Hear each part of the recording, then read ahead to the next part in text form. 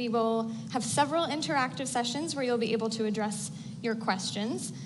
For those in the audience, there are microphones located on either side of the room. And if you have a question, please proceed to the back of the room where our audience team will be able to guide you.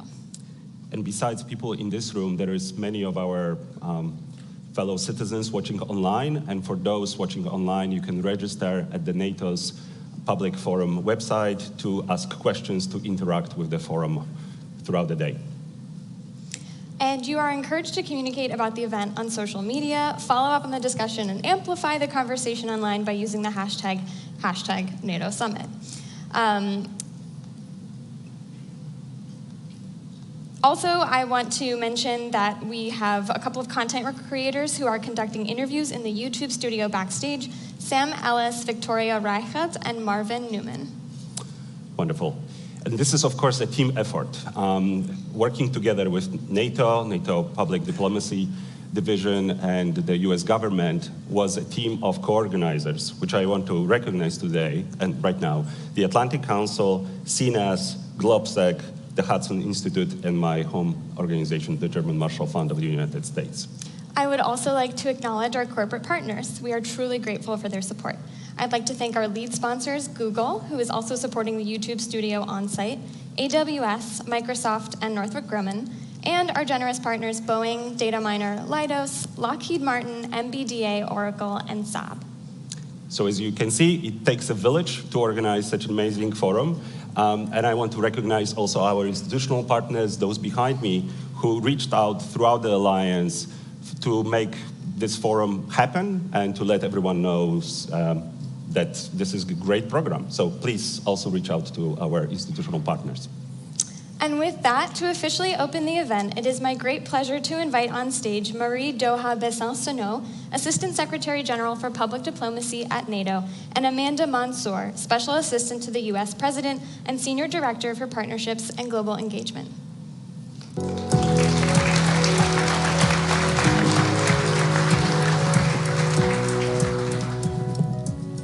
Good morning. Welcome to the NATO Public Forum 2024. On behalf of our Secretary General, Jens Stoltenberg, and all our colleagues at the NATO headquarters, I'm very happy to welcome you to this very special anniversary forum. In Washington for the first time since 1999, that was 25 years ago. After Vilnius last year, it is a great privilege to organize this event here in the United States with a very special host nation. And on behalf of President and Dr. Biden, the entire US government team, and our consortium partners, who I'm gonna say them again just because they've been absolutely invaluable, the Atlantic Council, German Marshall Fund, GLOBSEC, Hudson Institute, and Center for a New American Security, we are thrilled to kick off this historic event. This year's public forum is larger and more diverse than ever before, featuring voices from across NATO, from across the United States, voices of civil society, military, youth, industry, and government, those on the front lines of today's threats and on the threats of the future. We have also partnered with institutions across the alliance to enable colleagues in all 32 allied nations and many partner nations, not only to follow the event, but also to engage with us live. So to all those attending the watch parties here in DC, back in Belgium, in other locations across the Atlantic, welcome to you too.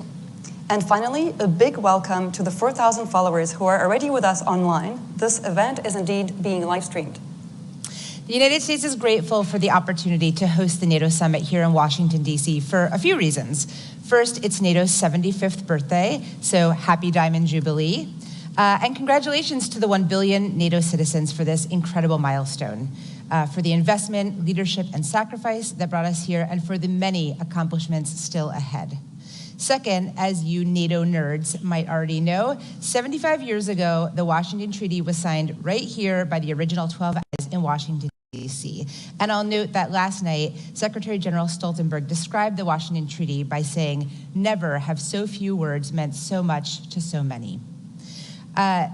Last, but certainly not least, we are grateful to be this year's hosts because of the foundational role that alliances and partnerships play in U.S. foreign policy. And there is no better example than NATO, the standard bearer for the world. Strengthening and modernizing our alliances has been one of the central projects of President Biden's foreign policy since he took office. So you can imagine how happy we are to spend a whole week with single-minded focus on just that. The Public Forum is definitely NATO's premier public event to connect friends and citizens across the globe to our alliance. So what to expect? What makes this edition exceptional? It will feature over 40 panels and conversations. That's a lot of quality time with leaders and experts just over 2 days. We are proud to host 10 allied partners, heads of state and governments. We are also very happy to host 21 ministers, 13 foreign affairs ministers, 11 from allied nations, 2 from partner nations, 8 allied ministers of defense, and we are especially honored to welcome senior Ukrainian voices like Minister Yermak and Stefanishina. We're also very grateful to the American senators and House representatives who agreed to join us, as well as 10 US government senior officials.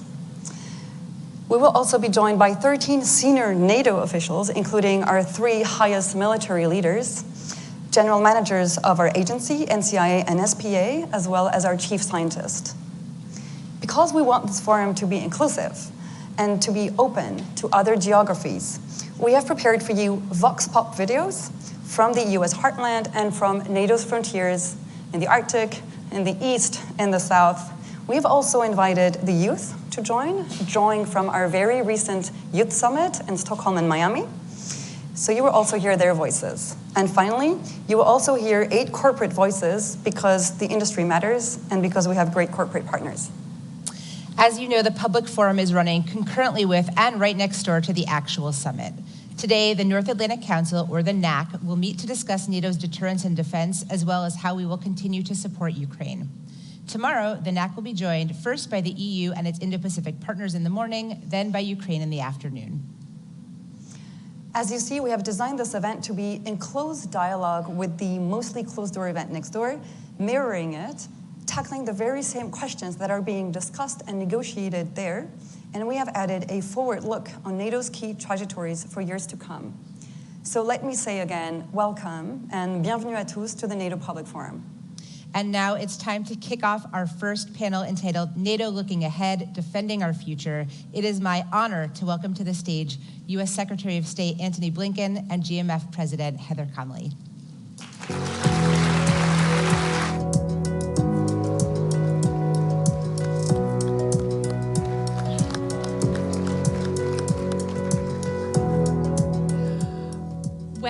Thank you so much, Amanda and Marie Doha.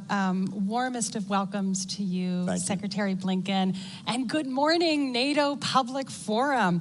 You and I have an awesome responsibility here. You and I are sort of like the pace car for this 2-day race of the Public Forum. I'm counting on you, Heather. Well, I'm counting on you. So I guess we have to say, let's start our NATO engines and let's get going. And we have a lot of news to talk about, a lot of the most pressing issues on the agenda. But I just want to take a moment. I want to take a moment and honor this historic moment. So I looked back at those transcripts from 1949, and I discovered what the 51st Secretary of State said at the signing, Secretary Dean Acheson. He said, for those who participated in the drafting of this treaty, the Washington Treaty, must leave to others the judgment of the significance and the value of that act. So I just want to ask you very personally, no talking points, from one Europeanist to another Europeanist, what does this moment mean to you very personally? Well, first, good morning, everyone. It's great to be with you today. I don't think we've seen this kind of assemblage of, we heard the term, use it. NATO nerds. You're all here. We celebrate this. We celebrate it. And I proudly count myself among you, and have for more than 30 years now. Yes, sir. The moment means a lot of things. The moment means 75 years. Jens Stoltenberg said it yesterday. This is now the longest enduring alliance in history. That in and of itself is remarkable. But I think it's evidence that country after country, government after government, representing now 1 billion people, has seen the extraordinary value of this alliance.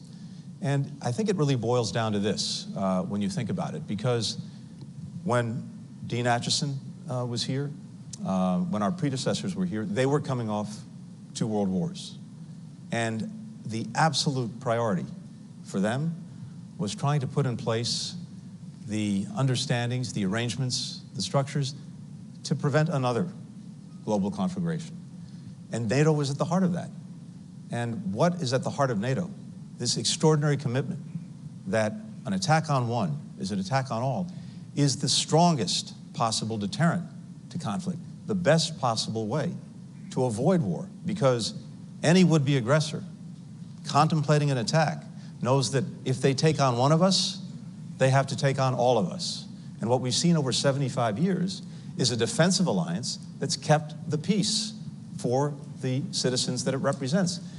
And that in turn enables something else, because ultimately, NATO is not an end in itself.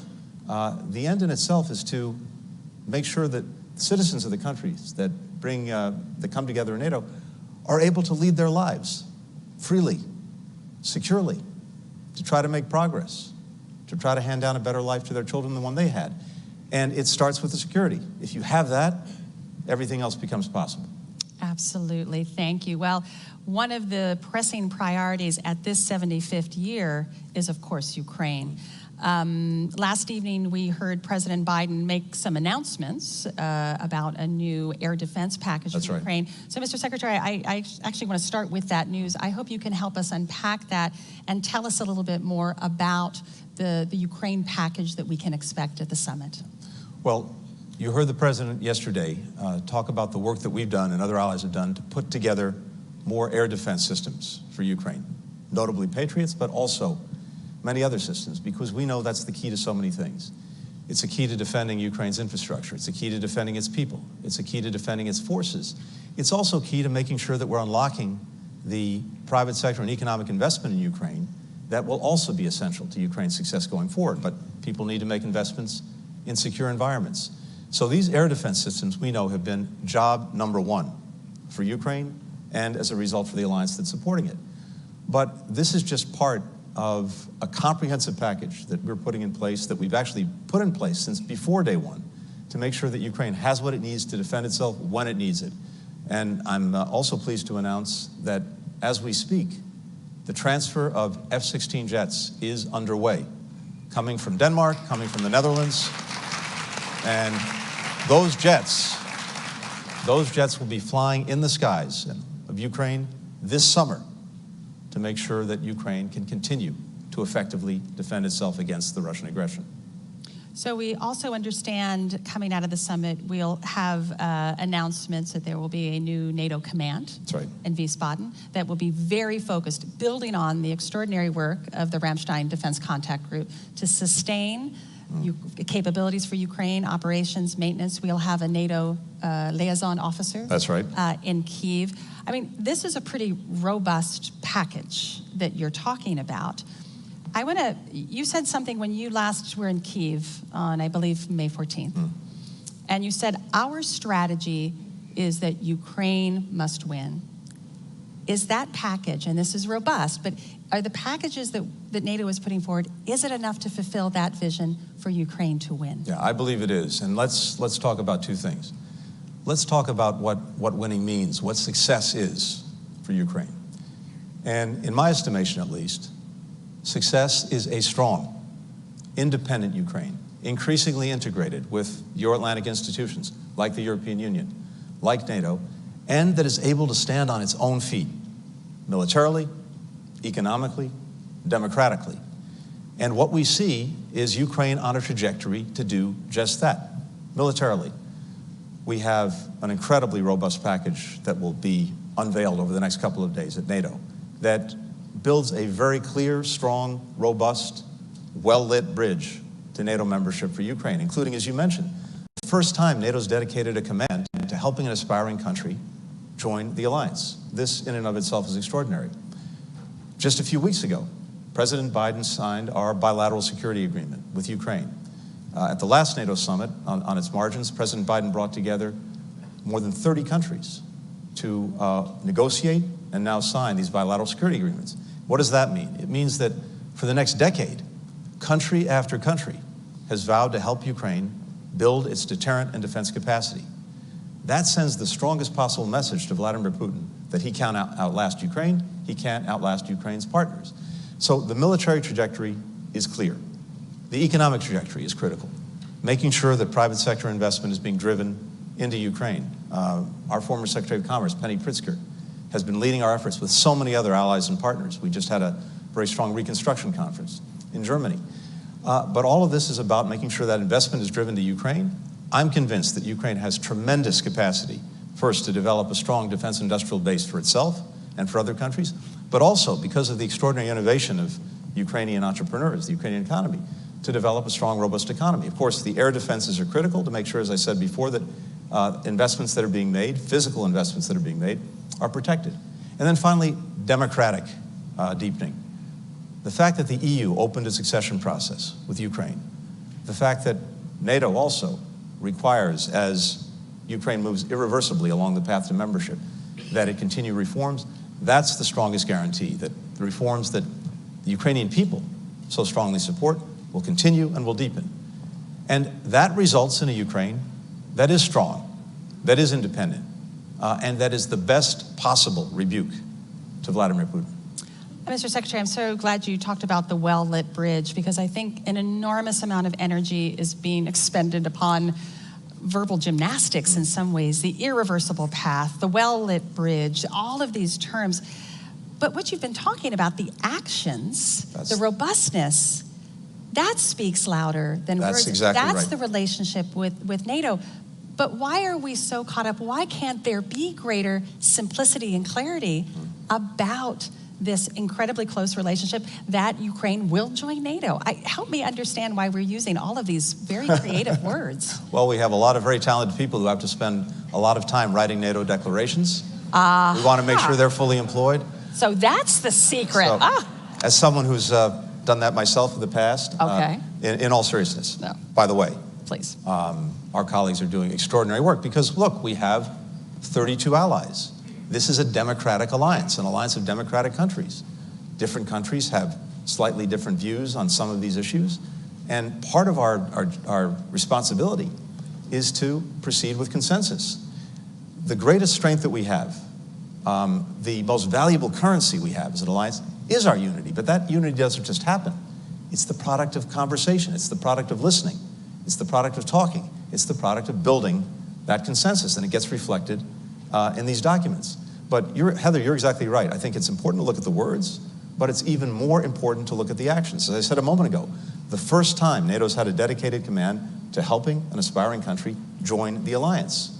And that has very practical components to it that will, I think, speed Ukraine's accession to the alliance. And we talk about a bridge. It's nice to have an image, a metaphor. As my colleague Jim O'Brien likes to say, it's a bridge that's going to be strong, well lit, and with this command, I think it'll be a short bridge too. So I'm going to sprinkle another historical quote, and this was by President Truman the year following the signing of the Washington Treaty. At his inaugural address, he said, and I thought this is a good definition, not quite that word salad that we were talking about, the main objective of the North Atlantic Treaty is to erase any possible doubt and uncertainty that may be lurking in the minds of potential aggressors. Is that package enough to deter Vladimir Putin on Ukraine? That's the question. Does that provide sufficient certainty? Well, first, President speaking clearly, speaking directly, and we'll try to live up to that example as best we can. But look, the proof will be in the pudding. I believe it should. But at the end of the day, what is so important is delivering these practical results, showing that Ukraine has the capacity, that its partners have the capacity. I mentioned a moment ago the fact that the F-16s are on their way. The transfer is happening as we speak. They'll be flying in the skies of Ukraine this summer. That's another very important proof point because, again, it concentrates Vladimir Putin's mind on the fact that he will not outlast Ukraine, he will not outlast us, and if he persists, the damage that will continue to be done to Russia and its interests will only deepen. The fastest way, the quickest way to get to peace is through a strong Ukraine. Absolutely.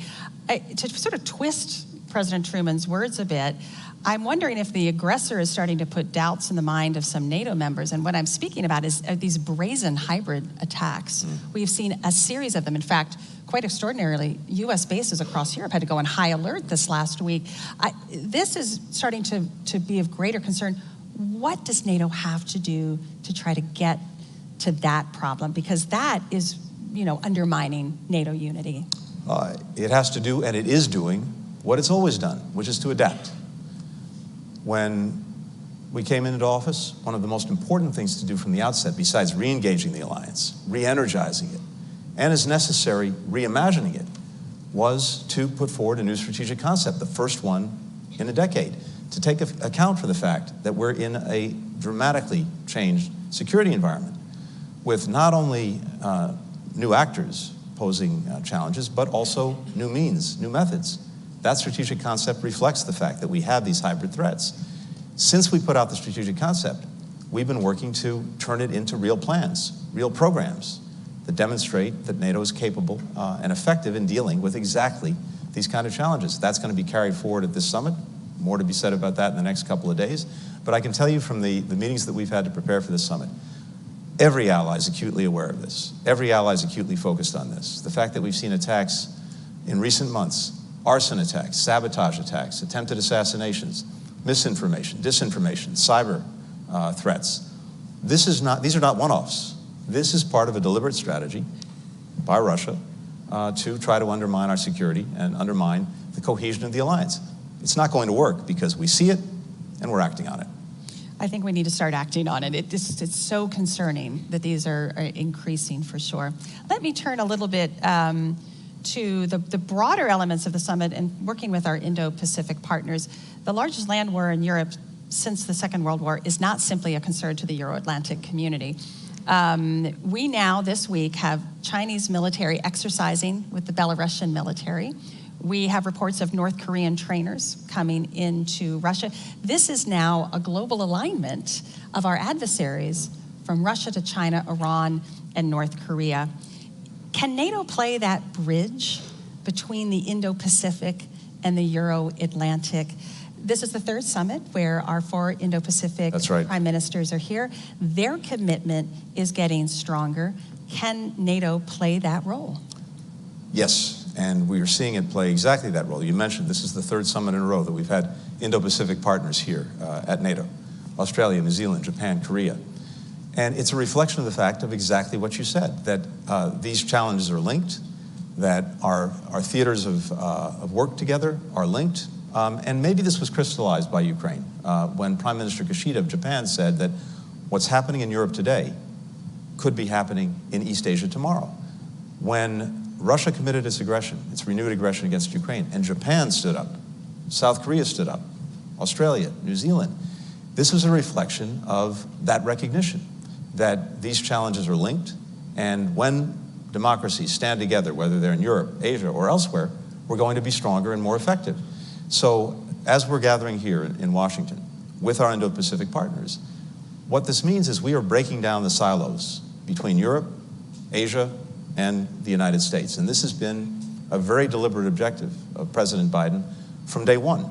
Not only building convergence with our allies, stronger convergence when it comes to how to approach Russia, and in a different way, how to approach China, but also break down the barriers, the walls between European partners and Asian partners. And of course, what's happened just in the last year and a half has only reinforced the imperative. Ukraine. We see, unfortunately, China not providing weapons to Russia to pursue its aggression, but being the major contributor to Russia's defense industrial base.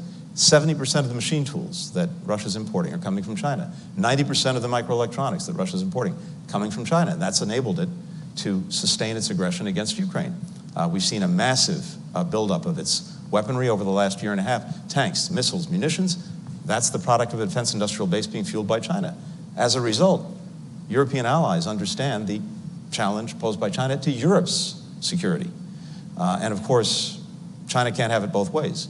It can't be all at once, or claim to be, for peace and want to have better relations with Europe, while at the same time fueling what is arguably the most significant threat to European security since the end of the Cold War. We see it in the relationship between Russia and North Korea. That's abundantly clear. And in all of these areas, as well as some of the hybrid threats that you alluded to before, the connections are clearer and clearer. The alliance is one place, and maybe I would argue a central place, where we can bring everyone together so that we're acting together. So, Mr. Secretary, you're talking about strengthening this global alliance, of which the United States has built over the last 75 years. You have some very vocal American national security analysts saying there's one thing we have to focus on, China. Everything else is a waste. Let our allies deal with everything else. We have to focus on China. What is your answer to that criticism or critique of what you're trying to build here? Well, my answer is, first of all, of course, we are focusing on China, and we're doing it in two ways. One, we're making the investments in ourselves at home to make sure that we're approaching China from a position of domestic strength. When you look at everything that's happened over the last 3.5 years with the incredible investments in our own infrastructure, our roads, our bridges, our communications, through the Infrastructure Act.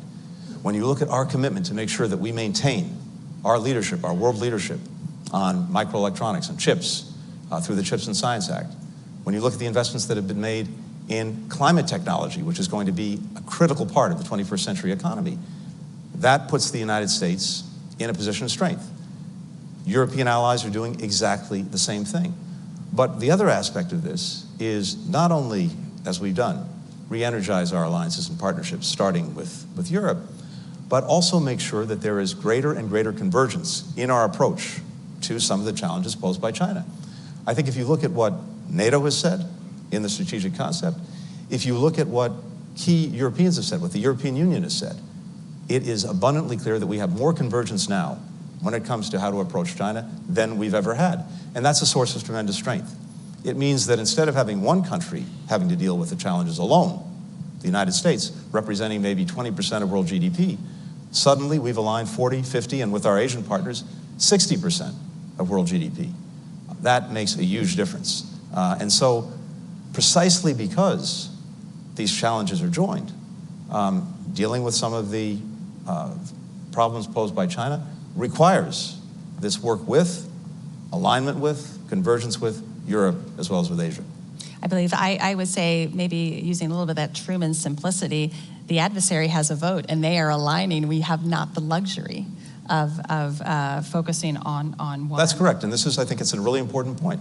This is not simply a reflection of our choices, it's the reflection of the choices, the policies that China has chosen to pursue, and of course that Russia is pursuing in Ukraine right now. And I think you're right, it does pose for all NATO members a structural challenge of how do you work in those multiple theaters when you're dealing with their alignment versus how we are organizing our alliances. Mr. Secretary, I wanted to turn, because you raised it, and I'm really glad you did, talking about alliance unity. We know that is the center of gravity. We know how important that is. And we also know that sacrifices sometimes have to be made to keep that unity. You hear mutterings of the least common denominator. We're not getting exactly what we want because we have to ensure that alliance unity. But I think over the last week, we're crossing a threshold where accepting unity, we're sacrificing or jeopardizing NATO security. You had one NATO member who has now visited Moscow and Beijing. He's talked about Beijing as being a strategic partner, has received by NATO and the EU an opt-out of support for Ukraine. You had another member this week suggest that they would like to be welcomed into a security organization that is also participated with Russia and China. What is NATO's message has to be clear, does it not? Well, I think this is getting to a point of straining unity. NATO's message is very clear. It's very clear in what's happening here in Washington over these couple of days. It's very clear in the entire trajectory of the alliance over the last 3.5 years. An alliance that's now 32 members strong, with Finland and Sweden, of course, joining. An alliance that is better budgeted and resourced than it's ever been. When we started out, 9 members of the alliance were meeting the 2% of GDP for defense threshold that was set at the Wales Summit. We're now at 23 NATO allies. So NATO is speaking loudly and clearly with its actions. As I mentioned before, we have a strategic concept agreed among all the allies that very well reflects the challenges and threats that we face today and will be facing tomorrow. So I see NATO speaking not only with unity, but unity that's actually raising the floor on what NATO partners are contributing, raising the floor on an understanding of the threats that we face, raising the floor on our commitment to take action together to deal with those threats. So far from a race to the bottom just for the sake of consensus or unity, what I'm seeing is a race to the top by this alliance. Again, it's, let's be very simple about it. NATO is stronger than it's ever been. It's bigger than it's ever been. It's more fit for purpose than it's ever been. I think, Mr. Secretary, it's not about necessarily the 2%, and I think we're going to be raising that bar, yes. Don't you think? It's going to be the new 2.5, maybe even the new 3% if we're heading into this this era of tremendous instability. No, but I'm saying even a NATO member can spend 2%, but still be working to undermine the security of the alliance itself. So it's not just 2%. How do we get back to, again, that core of the Washington Treaty, the preamble? We defend democracy, we defend a certain set of values. When allies don't profess necessarily to uphold those values, what's the answer? I mean, this is about us. It's not about the adversary. It's about who we are. Of course, allies, as we speak, for the last 2.5 years now, have been defending those values, defending our democracy that's at stake in Ukraine. They know that it's not only about Ukraine, it's not only about the Ukrainian people, it's actually about the values that unite us and the basic principles that all of us have agreed on together with so many other countries around the world that were designed to try to keep the peace and protect against aggression. And NATO countries are standing up day after day to defend those principles, to defend those values. Now look, communicating with adversaries, with enemies, that's fine. Communications are important. You want to make sure that at least you're not misunderstanding each other. But of course, what's communicated is really important as well. I would hope that anyone, for example, going to Moscow now, makes very clear to Vladimir Putin that NATO's not going anywhere, Ukraine's not going anywhere, the European Union's not going anywhere, and that what we just saw the other day, a horrific attack on a children's hospital, is totally, totally, totally unacceptable, and Russia will continue to be ostracized as long as it engages in those kinds of actions. I would hope and expect that anyone going to Beijing makes clear what I said a moment ago, that continuing to fuel Russia's defense industrial base, continuing to allow the greatest threat to European security since the end of the Cold War to go forward, is something that is unacceptable to Europe. And that means unacceptable is a word. Actions follow that, including, as necessary, sanctions, including, as necessary, not allowing relations that Beijing might seek to improve to actually improve. So what we're focused on is what allies and partners are doing, and I tell you as an alliance, what we're doing is evidencing greater strength and commitment to the principles, the values that are at the heart of this alliance that I've seen. Are you confident those messages are being sent? I have confidence those messages are being sent. Right. But again, we come together as 32 countries. From the perspective of the United States, it's so important that we listen to each other, that we communicate clearly with each other, and yes, we develop consensus. But what I'm seeing again is a consensus that is moving us up, not holding us back. So we've welcomed, this is Sweden's first right. NATO summit. Great to come in. We've got this bolt of energy, I feel it, with Sweden and Finland joining. There's an energy in the Nordic-Baltic quadrant of NATO. How has it been to welcome those new men? They're seeing what's behind the curtain. How have you introduced your two new colleagues now into NATO? Tell us some good stories. Well, of course, Sweden and Finland have been NATO partners for a long time. They've contributed tremendously to the alliance, to our common endeavors for a long time. But to have them at the table is something I suspect most people in this room 3 years ago, I doubt anyone really would have imagined that. If you would have read a lot of think tank reports 15 years ago, you would have known this would have been the case. But that's okay. I might have let it slip. I might have written one or two of those reports back in the day. Good, So, see? but in all seriousness, you're right. I think it has added a jolt of energy. They're both remarkable partners. They bring so much to the alliance. They changed the strategic equation in a very powerful way. But it's also a reflection of new realities that the entire alliance is facing. New aggression, new forms of aggression, a new determination to stand up together to combat it. But look, we have a little kept secret for the alliance is there's a pretty strong Nordic and Scandinavian component to this alliance, as evidenced by Jens Stoltenberg. President Biden gave him the Medal of Freedom last night. And that was a very powerful reflection of the extraordinary leadership that he's demonstrated over a decade of incredible change for NATO, but a decade that he's managed with brilliance.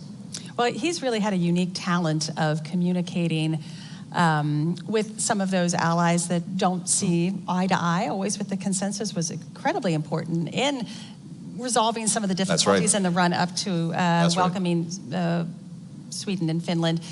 Any advice for his successor about how to manage the diplomacy of maintaining alliance unity? Well, I know Mark Rutte. I think many in this room do as well. I have tremendous confidence in his abilities to take the torch from Jens and to do what Jens did so brilliantly, which was actually to listen to all of our partners, to build that consensus, to demonstrate through our actions that unity really is our most valuable currency, and to build it every single day. But again, it doesn't just happen. It's the product of being engaged every single day, not pulling back, not isolating ourselves, actually leaning in, leaning forward. I know Mark is going to do that brilliantly, and I think the trajectory we're on with all of our member states is to continue to do exactly that.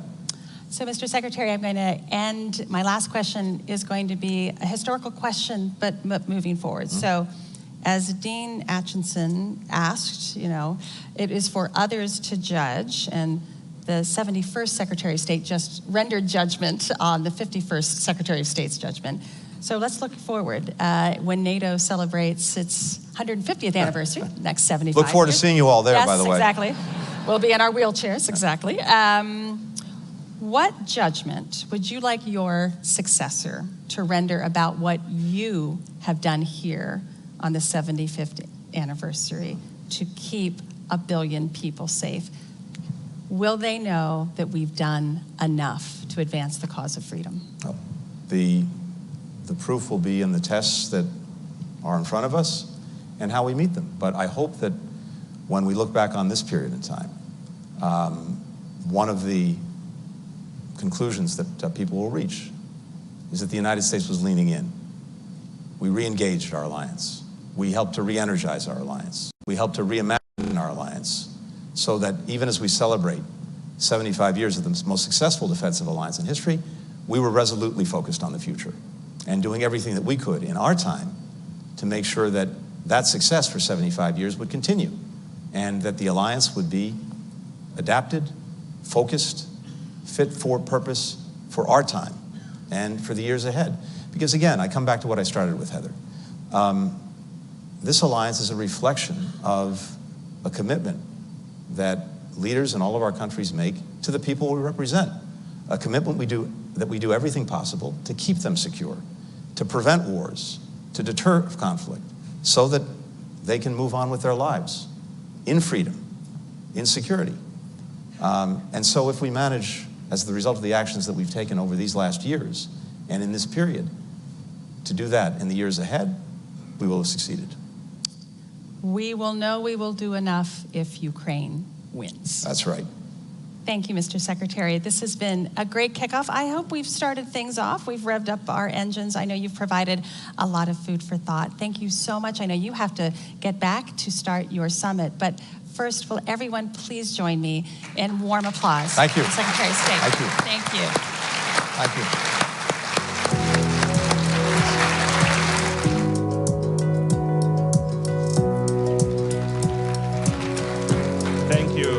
Thank you, Secretary Blinken. Thank you, Heather, for a great scene setter for our conversation throughout the day.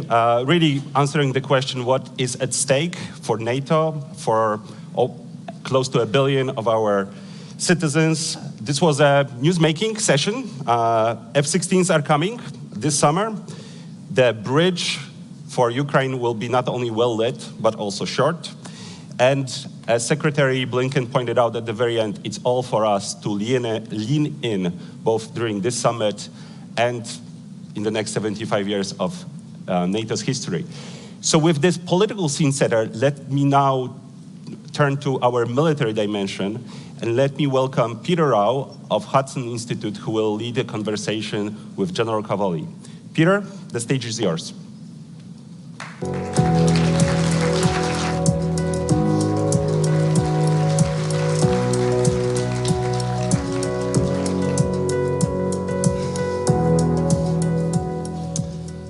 Well, good morning. As mentioned, I'm Peter Rao, Senior Fellow and Director of the Center on Europe and Eurasia at Hudson Institute.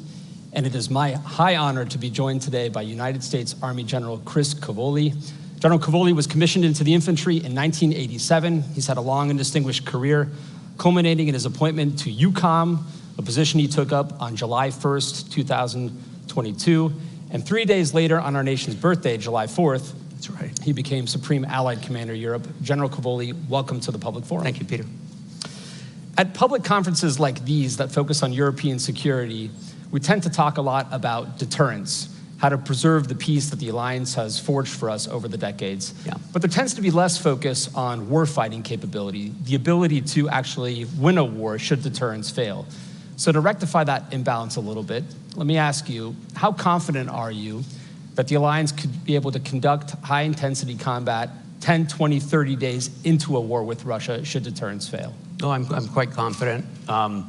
So we have, over the last couple of years, based on the work of my predecessors, one of whom is sitting right over there. Hi, Scap, how are you, sir? We have been building out a strategic concept and then the enablement of that strategic concept for the deterrence and defense of the Euro-Atlantic area. So it started with the strategic approach, and then it's come down through a couple of major documents. In the last couple of years, what we've done is turn those into concrete plans. Traditional, classical operational plans that describe how we're going to defend specific areas of the alliance and what we're going to use to do it and what the sequence of events is. This is a big shift. The alliance had gone for many years without plans since the end of the Cold War, real significant plans to defend the territory of the alliance.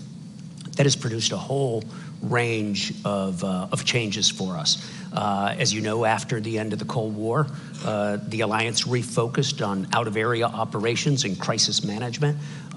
These tended to be smaller scale operations done on a predictable basis, so it allowed for a cyclical force generation model.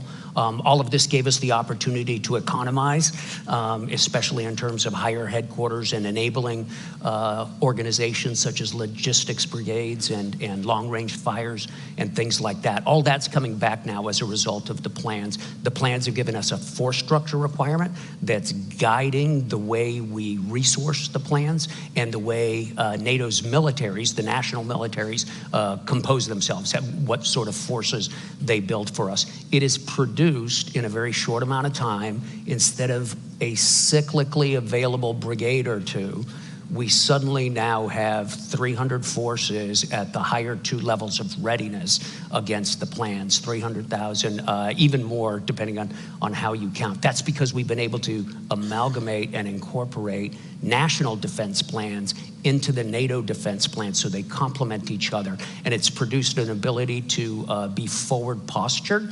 As you know, we've got 8 battle groups on the ground, forward postured, that blend with national host nation forces in their Article 3 responsibilities. So it's a very effective method. We have the right number of troops forward right now. We've been practicing at large scale our ability to reinforce. As you know, those battle groups need to be reinforced when the time is needed up to the brigade level. We've been rehearsing that. We've done extensive readiness checks to make sure they have the right amount of ammunition and so forth. And as we go forward, we've continued to do these large-scale exercises where we practice the subsequent reinforcement of specific areas. Steadfast Defender this year, over 90,000 soldiers. So I'm very confident in our ability to do that. We have some weaknesses that we have to work on, and we will. Those DDA family of plans were, of course, ratified at the last NATO summit in Vilnius. How far along are the allies in resourcing those plans? Quite far along. So, you know, all of this reorientation from out-of-area operations onto large-scale collective defense of the territory of the alliance is a profound shift, right? It's a very, very big shift. National militaries have to go through that shift on their own. The U.S. military has been undergoing it for several years now. And for the alliance, it's a big shift. It's challenged a lot of the ways we did business during the last 35 years. One of those is the way we generate force and the way we source our operational plans. The way we did it was frankly designed to put together very small organizations on a very predictable basis. Now, we've had to turn the system around. Instead of what will you make available, the question is, if we got into a large-scale fight, what would you not make available? We assume you'll make most of your military available. My deputy, Admiral Keith Blount, is the one who came up with this reformulation of the question, and it immediately refocused our allies in the way they contribute. So several allies have contributed their entire military force structure, save just a tiniest amount, to NATO's plans. As a result of this, for the most part, in capital platforms, in large ground units, we're pretty much where we need to be. We have some gaps in specific places, especially at enablement and logistics, that sort of thing. And those we're working on through the NATO defense planning process right now. My colleagues at Hudson Institute who track the war most closely have suggested that Russia has shown some adaptability on the battlefield and have learned some lessons along the way.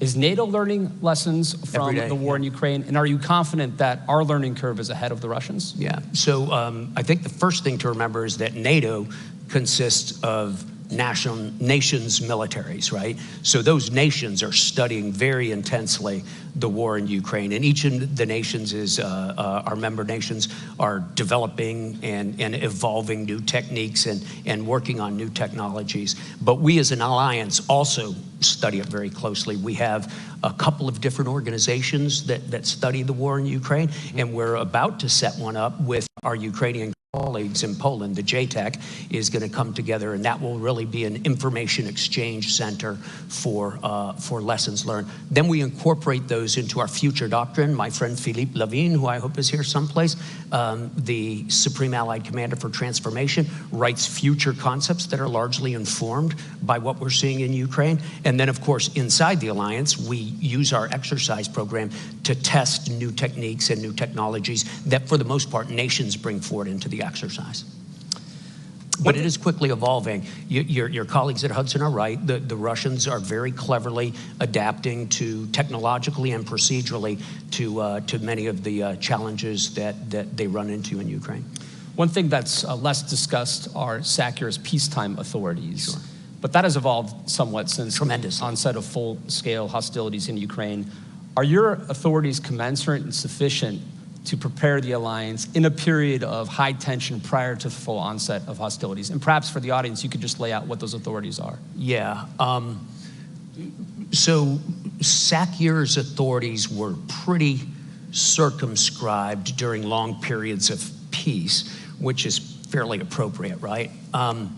At the beginning of this conflict, my predecessor, Todd Walters, petitioned the NAC to activate the 5 graduated response plans, which is a form of planning process that we had. When those were activated, General Walters suddenly got significant authorities to move folks around. For example, he got the authority to deploy parts or all of the very high readiness joint task force on his plan. He got the authority to perform specified enhanced vigilance activities throughout the AOR, so he could name an operation and then conduct it, defensive operations. As we came through the new family of plans, one part of the modernization of NATO's collective defense has been to change the way we grant authorities to SACEUR. And instead of going one by one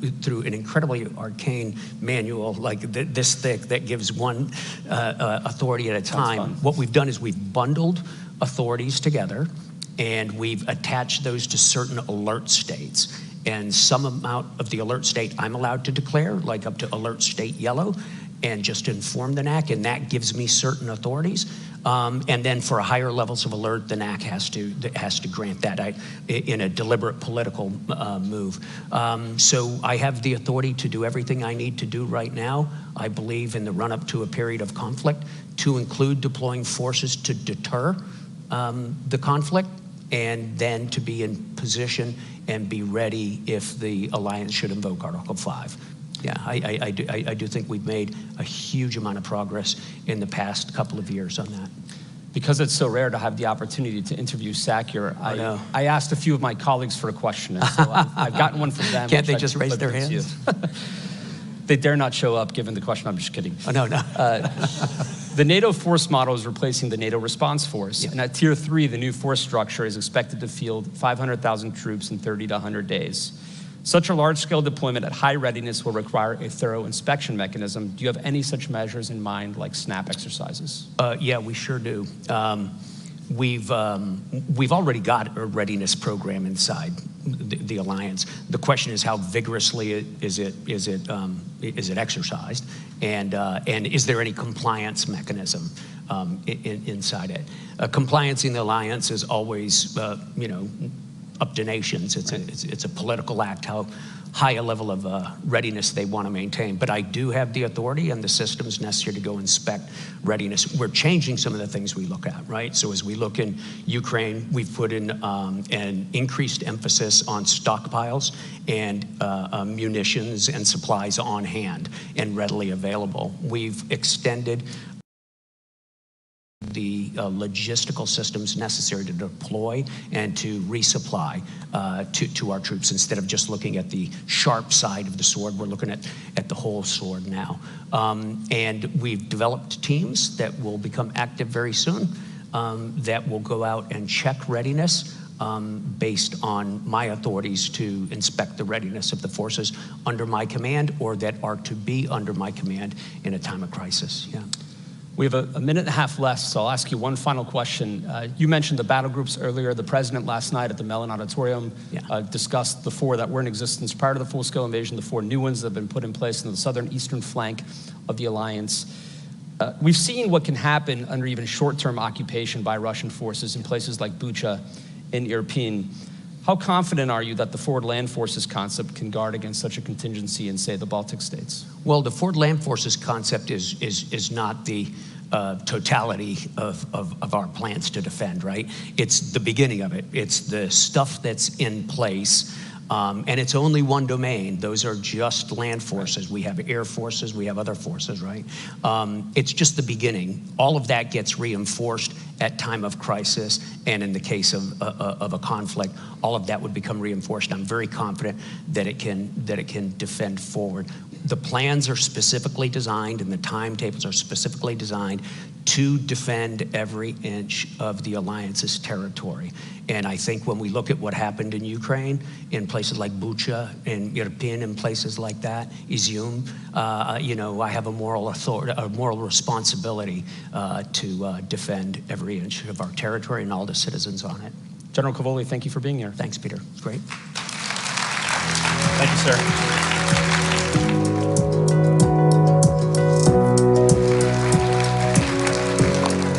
Thank you, General Cavoli. Thank you, Peter, for really another fascinating conversation focused on the military aspect of readiness, of how we are learning from our Ukrainian brothers and sisters fighting brutal war with Russia, but also for emphasizing the need to defend every single inch of NATO territory. And believe me, coming from the eastern flank, this is very real for us and very important. Now, let me welcome Frederick Kemp, CEO and President of the Atlantic Council, for a conversation with the Secretary of Defense, Lloyd Austin. Frederick, the stage is yours.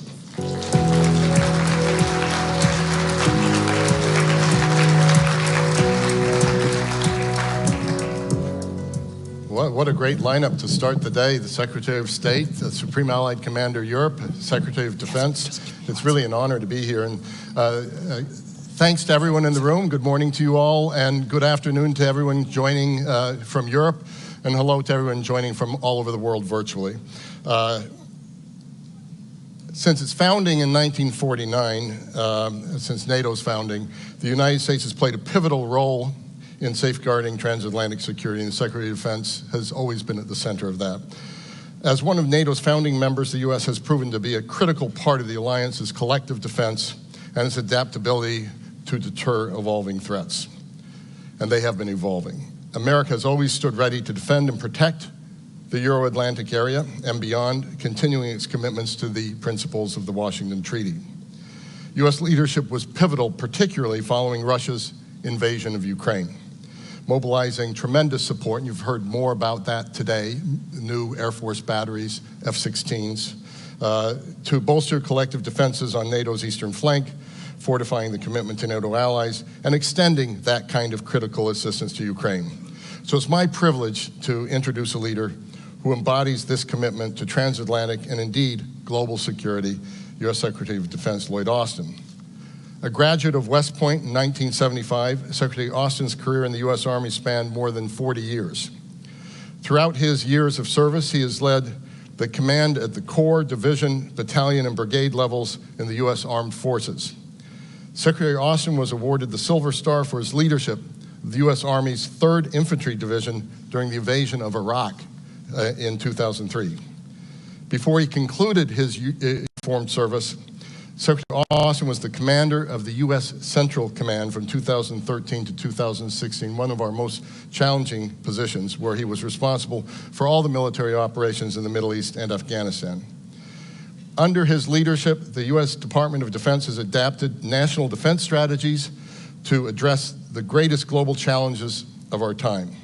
And it's reaffirmed the U.S. commitment to allies and its role as a champion of the rules-based order. In particular, and this is really important, Secretary Austin's late leadership in the Ukraine Defense Contact Group has proven invaluable in uniting over 50 nations to provide critical military support and security assistance to Ukraine. We saw Vladimir Putin's message to the NATO summit on Monday this week with a barrage of more than 40 missiles on Ukraine, including hitting a children's hospital.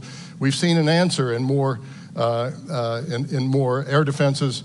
We've seen an answer in the F-16s. We've seen an answer in everything else that Secretary Austin and all the allies are doing. As President Biden has said, the world is at an inflection point with wars in the Middle East, Europe, rising challenge posed to China, biggest defense buildup, peacetime defense buildup in history from China. The Secretary of Defense is facing more simultaneous challenges than perhaps any predecessor. And we're lucky to have a man of his pedigree and capability at this historic moment. So with that, ladies and gentlemen, please join me in welcoming to the stage the 28th U.S. Secretary of Defense, Lloyd Austin.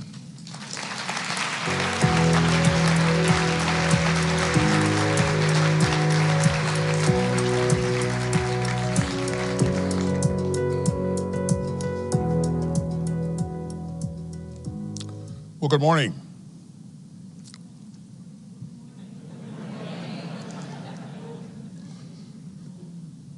It's really good to be here with all of you. And Fred, thanks for that kind introduction.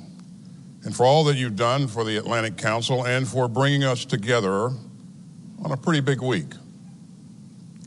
It's a huge honor for the United States and President Biden to host this historic summit in Washington, just down the road from the site where the original 12 NATO allies signed the North Atlantic Treaty 75 years ago. And together, we're marking one of the great success stories that the world has ever known. On April 4th, 1949, those 12 democracies came together in the wake of 2 world wars and at the dawn of a new Cold War. And they all remembered, as President Truman put it, the sickening blow of unprovoked aggression.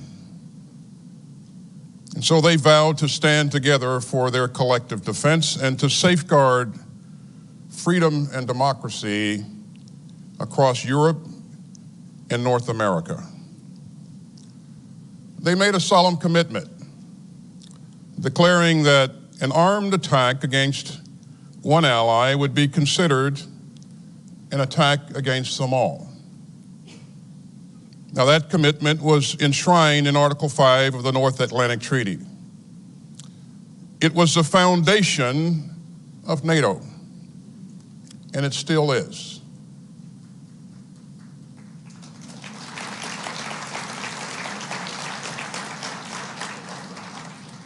And on that bedrock, we have built the strongest and most successful defensive alliance in human history.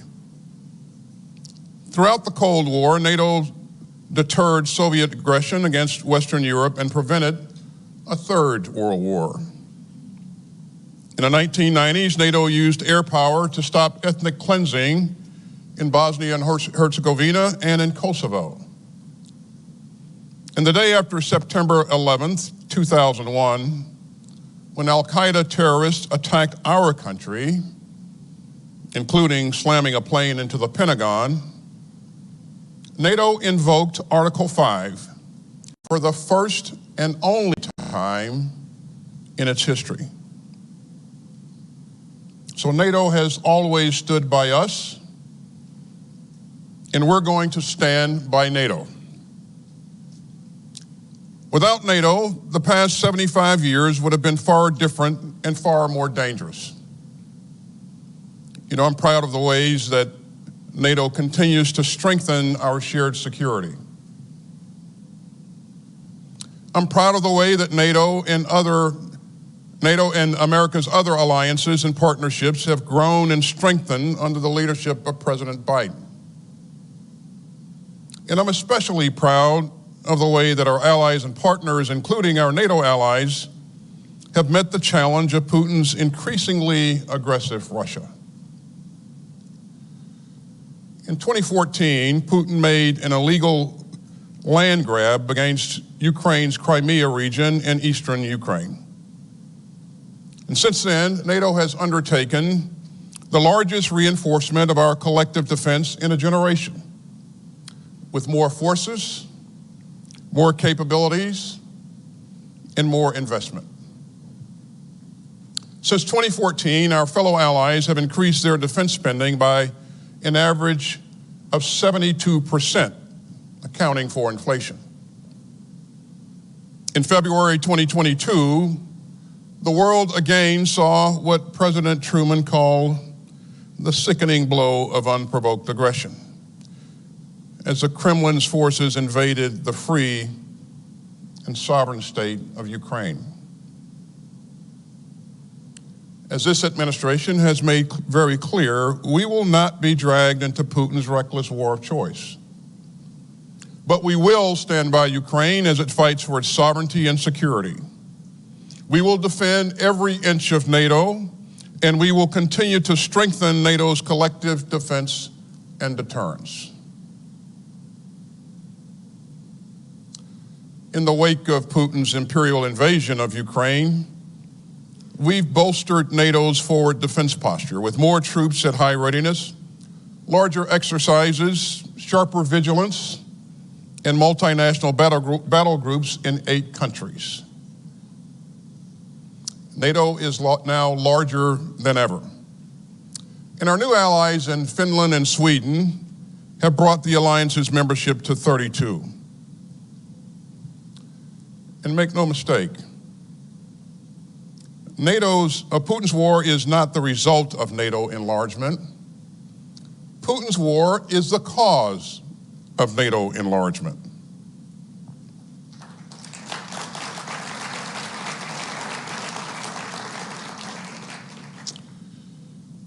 Over the past 3.5 years, we've also seen an historic increase in annual defense spending across the alliance by almost $80 billion. All NATO allies have agreed to spend at least 2% of their GDP on defense.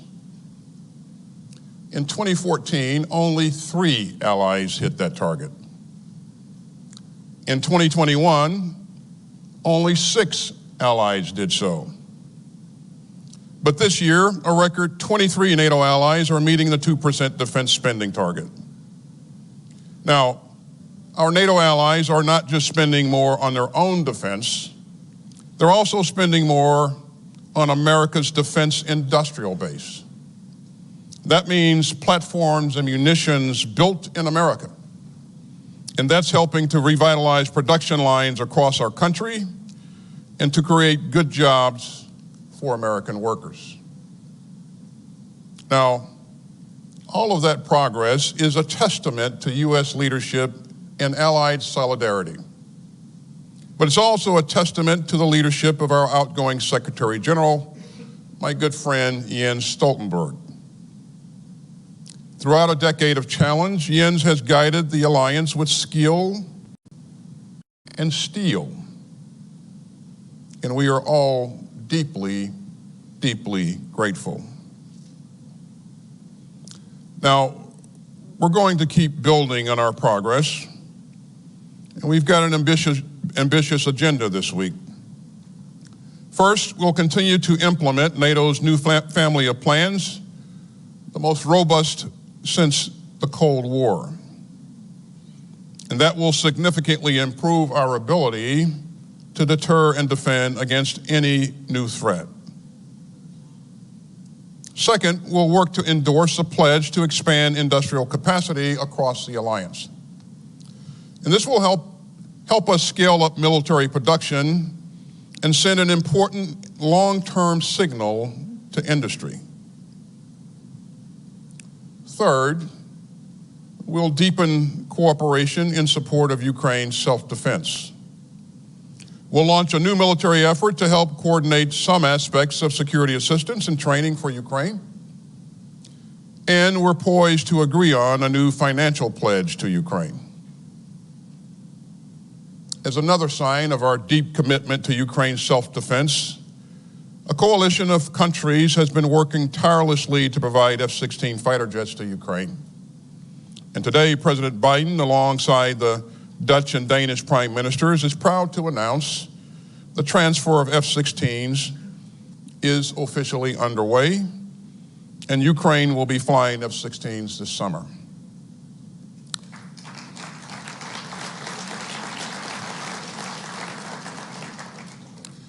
And finally, we'll continue to deepen ties with our global partners, especially in the Indo-Pacific. I know that we're all troubled by China's support for Putin's war against Ukraine. But that just reminds us of the profound links between Euro-Atlantic security and Indo-Pacific security. And it sends a message to the world that we are united in our values. So we have a lot to tackle together. But we're also here to mark this moment. We're here to strengthen an alliance that has kept millions of people safe for 75 years. And we're here to reaffirm the ironclad commitment that those 12 leaders made on April 4th, 1949. An armed attack against one ally is an attack against us all. You know, as you heard Fred say, I had a brief 41-year career in uniform. I started working with NATO back in 1975 when I was Lieutenant Austin. And I've never seen NATO stronger or more united than it is today. And we are determined to keep it that way. You know, I learned a lesson early on in my Army career, and that lesson is that as a soldier, the last thing that you want to do is to fight alone. So here's the blunt military reality. America is stronger with our allies. America is safer with our allies. And America is more secure with our allies. And any attempt to undermine NATO only undermines American security.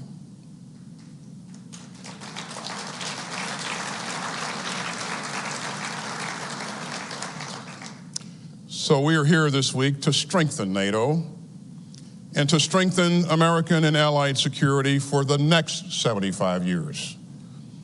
As President Biden has said, our foes and rivals have tried to shatter our unity, but our democracies have stood unwavering. Ladies and gentlemen, that is the legacy that we celebrate. That is the vow that we hold, and that is the work that we will continue. Thank you very much.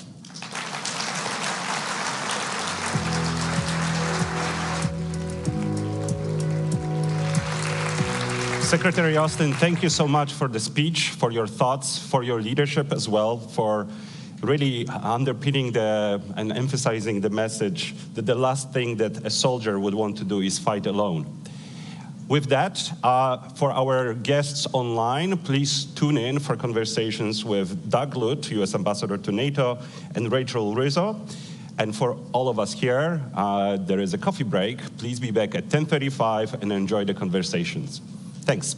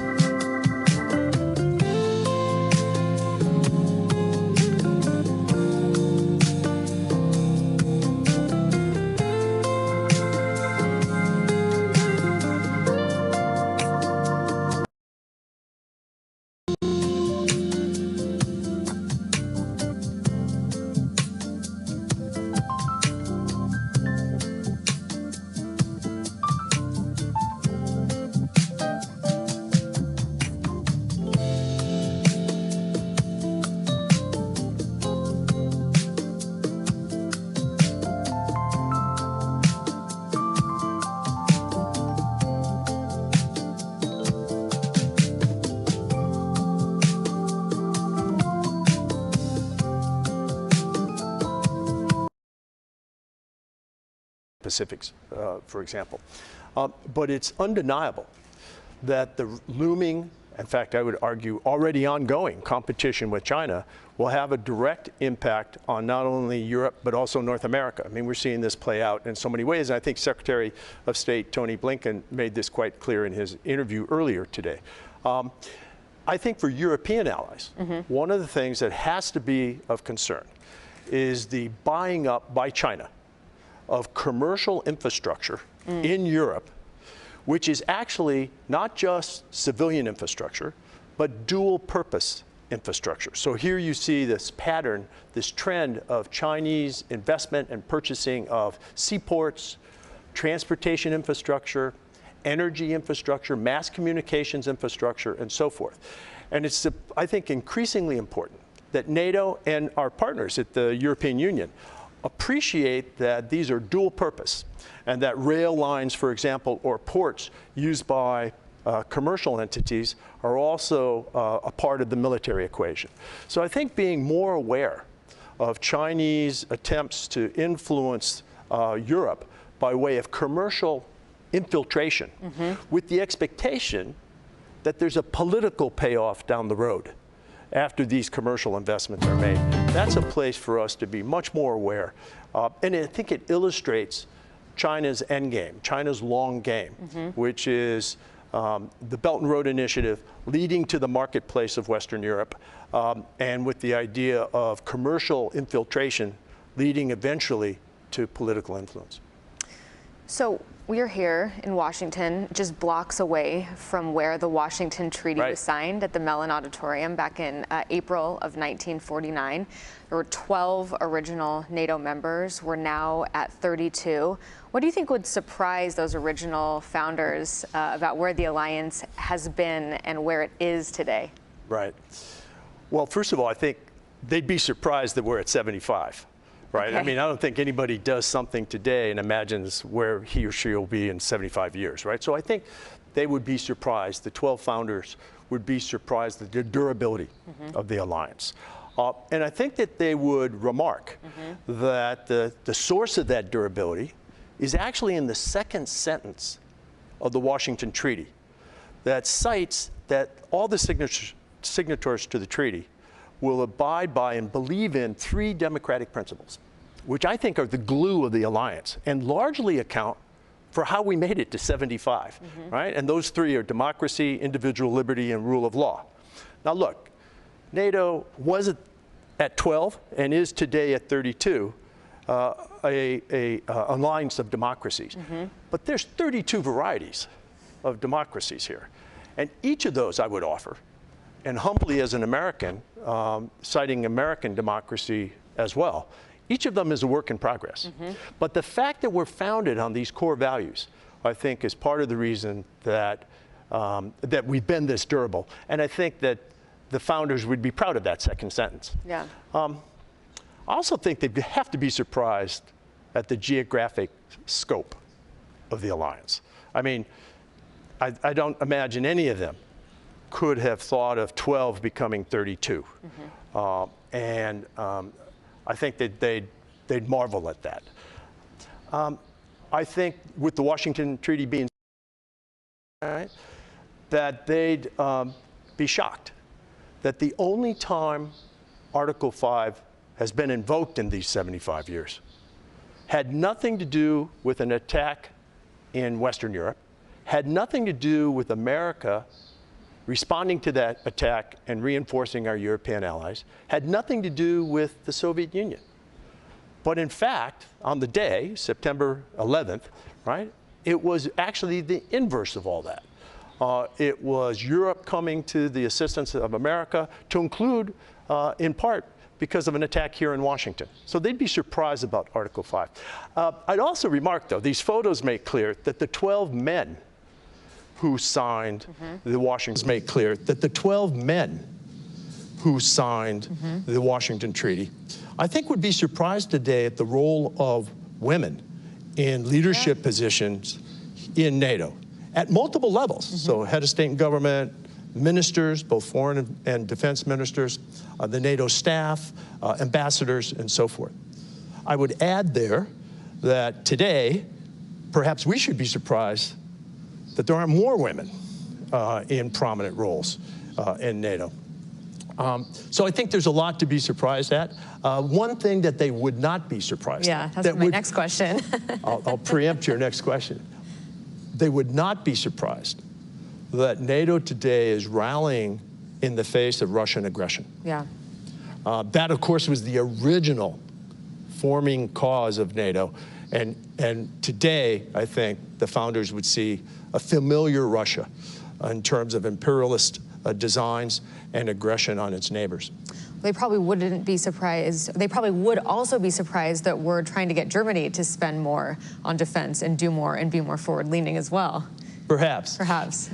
Maybe even the Germans are a little surprised. Yeah. There's a lot of surprise that has happened since 1949. You know, finally, one of the main headlines at this alliance or at this specific summit is what the alliance is delivering for Ukraine. There's a lot of talk about a bridge to membership that's well lit, that is short. But there's also been criticism that the weapons that we've been giving them have so many caveats on them that we're having Ukraine fight with one hand tied behind its back. What are your thoughts on the deliverables for Ukraine at this summit? Well, I think that the military deliverables and the political deliverables, these two parallel tracks or lines of effort for Ukraine, are predictable and quite candidly, quite modest. Yeah. I would have liked to have seen even more progress on military assistance and on fulfilling the commitment that Ukraine politically will eventually become a member. The bridge metaphor works in part, but I'm not sure it's completely satisfactory. Look, I think everyone here at the summit this week was stunned by just the blatant aggression of the most recent Russian attack on Kyiv and other cities, to include the tragic attack on the Children's Hospital, right? It's important for us to remember two things. First of all, that attack originated from inside Russia. Mm-hmm. And the base from which that attack was launched is essentially in sanctuary because it is beyond the ability of Ukrainian indigenous capacity to strike it. And we have placed limits on the geographic range of the systems we've provided Ukraine. I know of no effective air defense program which focuses solely on defense of the target site by way of air defense systems and so forth, and neglects the attack of the launch sites. Yeah. Air defense is a two-way street, offense and defense. So in particular, you use the words caveat. I think that the restrictions, the caveats that we've placed and others have placed on some of our systems are not justifiable in legal terms. These are legitimate military targets, and they don't make sense in terms of military science. Thank you for that clear answer and for your support of NATO and your support of Ukraine as well, and for this interview, Ambassador Lute. And to our audience watching online, tune in for another 2 days of programming here at the NATO Public Forum in Washington. Thank you so much.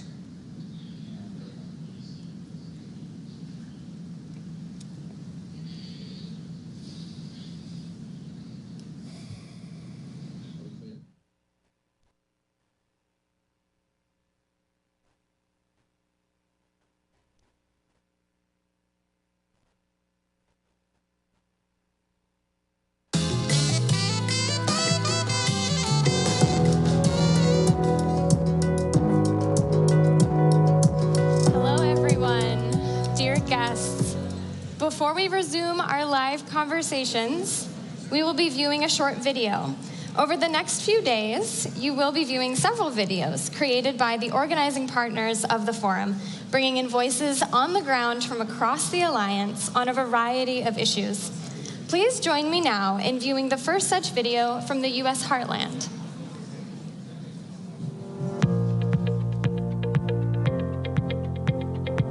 I view NATO as a global institution that is a vehicle for deterrence and collective defense. It is a defender of the free world and is a defender of our shared democratic principles. NATO as an organization means personally to me as a security cooperation between its member countries provides an environment where I'm able to feel safe and secure. NATO means hope to me.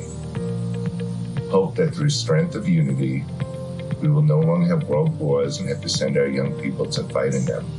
Hopeful that a rogue leader or a rogue nation will no longer be emboldened to attack a NATO country, and hopeful that into the future, NATO will create a more democratic and peaceful union in the world.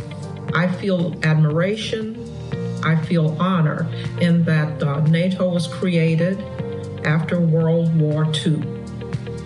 It means alliance among people, among nations who trust each other.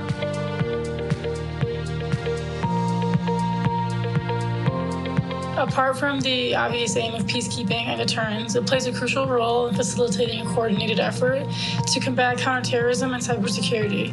It is adapting to new threats, such as responding to disinformation campaigns and the weaponization of AI. In its 75-year history, NATO has been successful in providing and guaranteeing the security of its countries from foreign intimidation. I'm especially admiring the creation of NATO.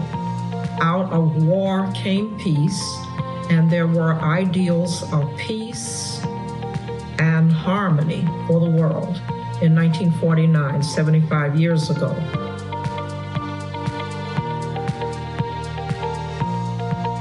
NATO was created for establishing and promoting economic and political security against Soviet or another future demagogue aggression. It's unfortunate that 75 years later, we are standing more or less in the same predicament with modern-day Russian military hostilities in Europe. What I hope for NATO, first and foremost, is for NATO to gain an ally in the next American presidency. And secondly, for nations in Europe to rise to the occasion and to meet the continued Russian aggression with the severity and seriousness it demands in order to protect Europe. Finally, a unified show of support in the future will demonstrate to other authoritarian leaders that NATO will not allow malicious leadership to trample on the will of the free world. What I wish for in NATO's future is to act as a bulwark of democracy in these trying times of uncertainty, economically and politically. As the future comes forward, we want that trust to be continued, and if it is at all destroyed a little bit, we want it to come back. So I say to the NATO nations, thank you, and keep peace for us in the world. What a great way to bring the United States heartland. For our next conversation, please join me in welcoming once again Frederick Kemp, President and CEO of the Atlantic Council, to the stage for a conversation with NATO Secretary General Jens Stoltenberg. Join me in welcoming Frederick to the stage, please.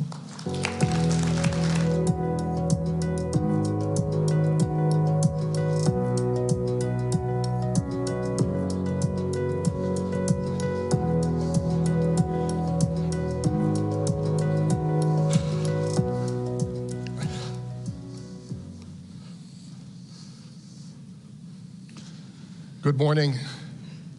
It still is morning. It's great to see you all here in person. It's wonderful to have so many people here online from all over the world, and of course across all of our allies in Europe as well. So it's my honor to introduce someone I've known a long time now, the NATO Secretary General Jens Stoltenberg. And I'm going to moderate a conversation with you in a moment, something you've called a pivotal moment for our alliance. I was going to start by saluting you on something I didn't know about, which is your great arm, because you threw out the first pitch of the Nationals game, and it was an amazing, yeah. I was there in the heat, sweating while I was watching you, but it was an amazing salute to NATO. But having been at Mellon Auditorium yesterday evening, one of the most moving events I've been at, I'll instead quote President Biden, what he said to you as he gave you the Presidential Medal of Freedom, to a standing ovation, a really remarkable moment. He called you a man of integrity and intellectual rigor, a calm temperament in moments of crisis, a consummate diplomat. And I think the consummate diplomat, a person who can engage with leaders across all spectrums and across all nationalities. And I just want to salute you on behalf of everyone in the audience for more than a decade of the most extraordinary leadership. So let's start with that.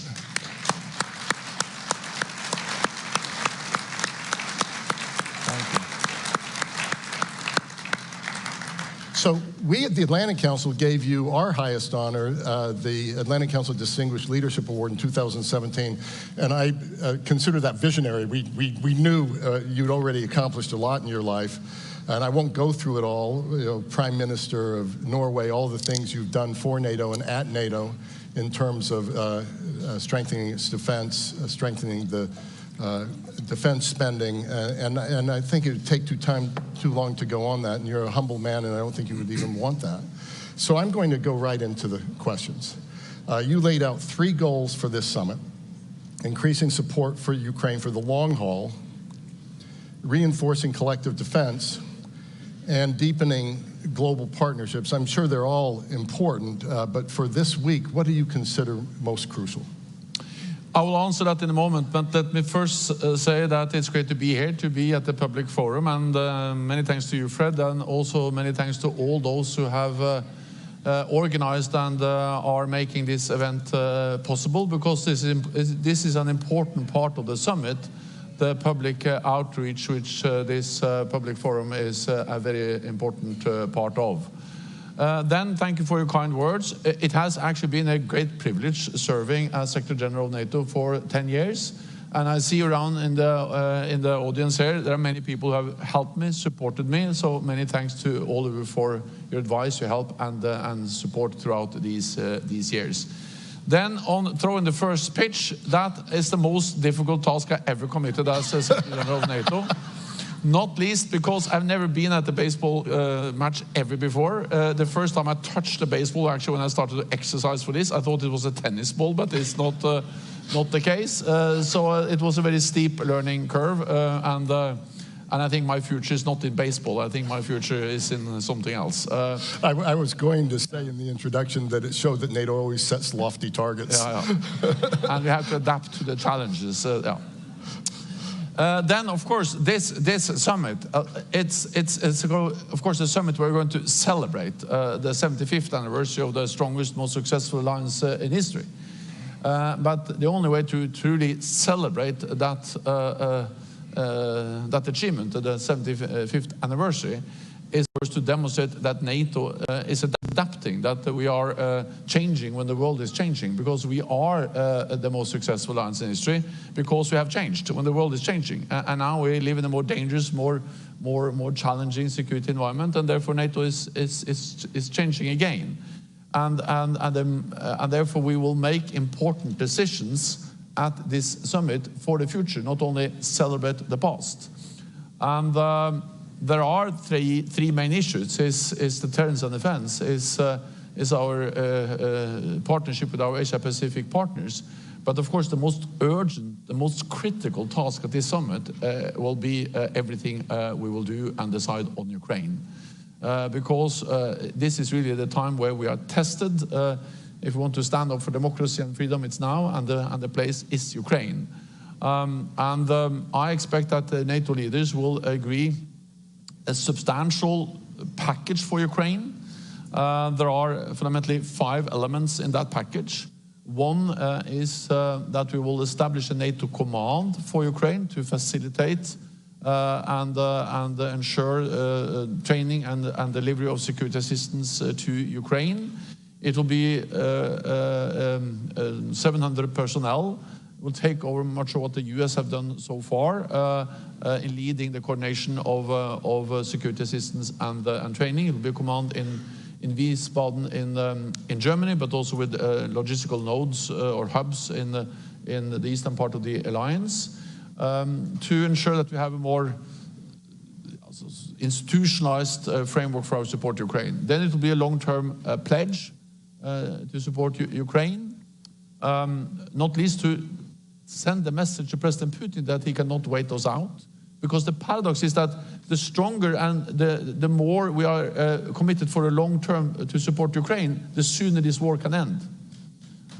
So that's the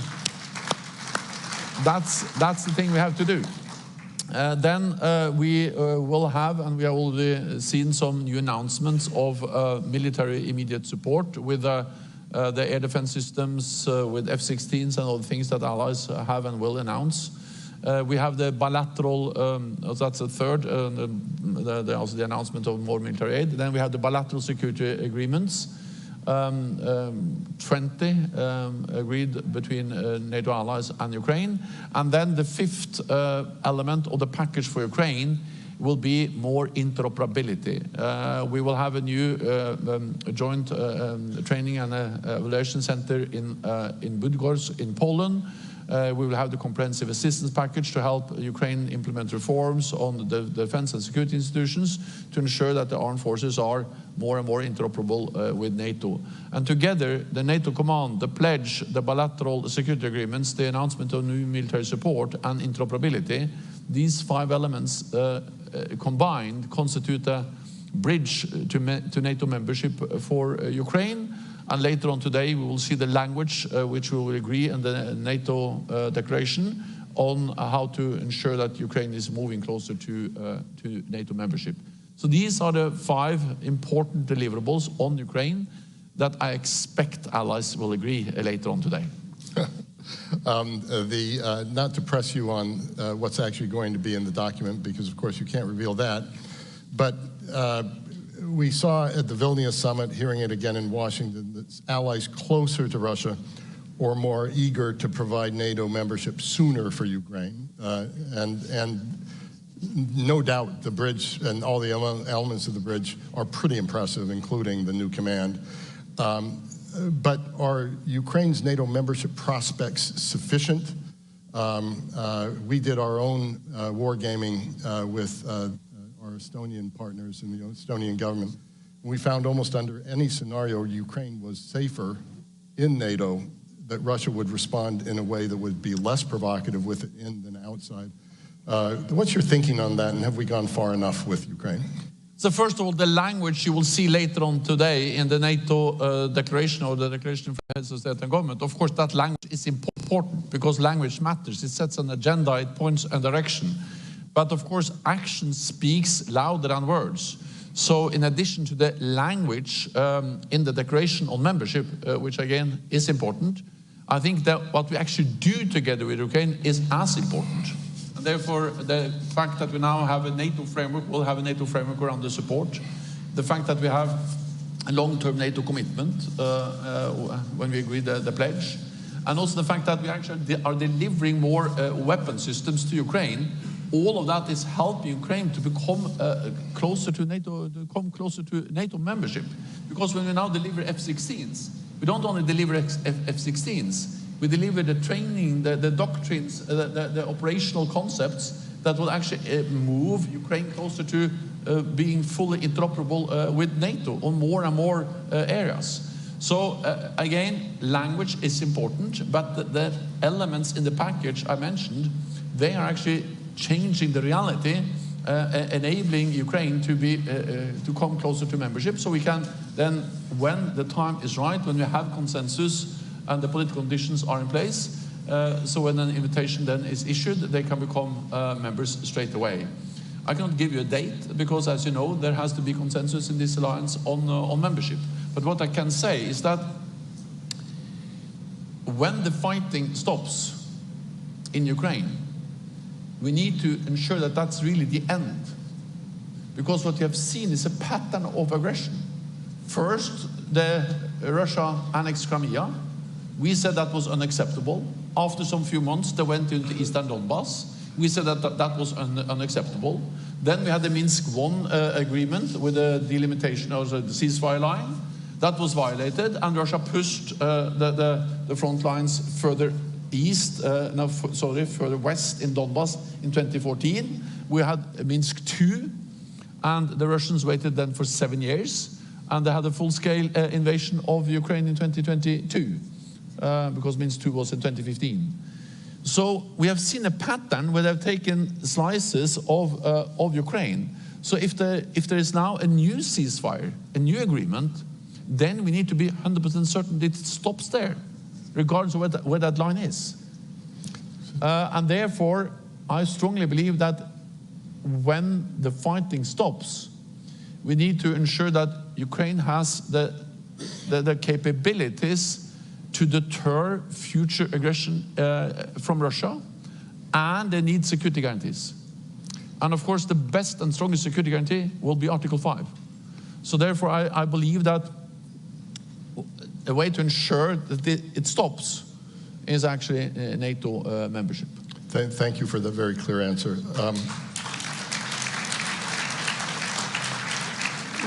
One more brief question on Ukraine, and then we'll move on to Indo-Pacific.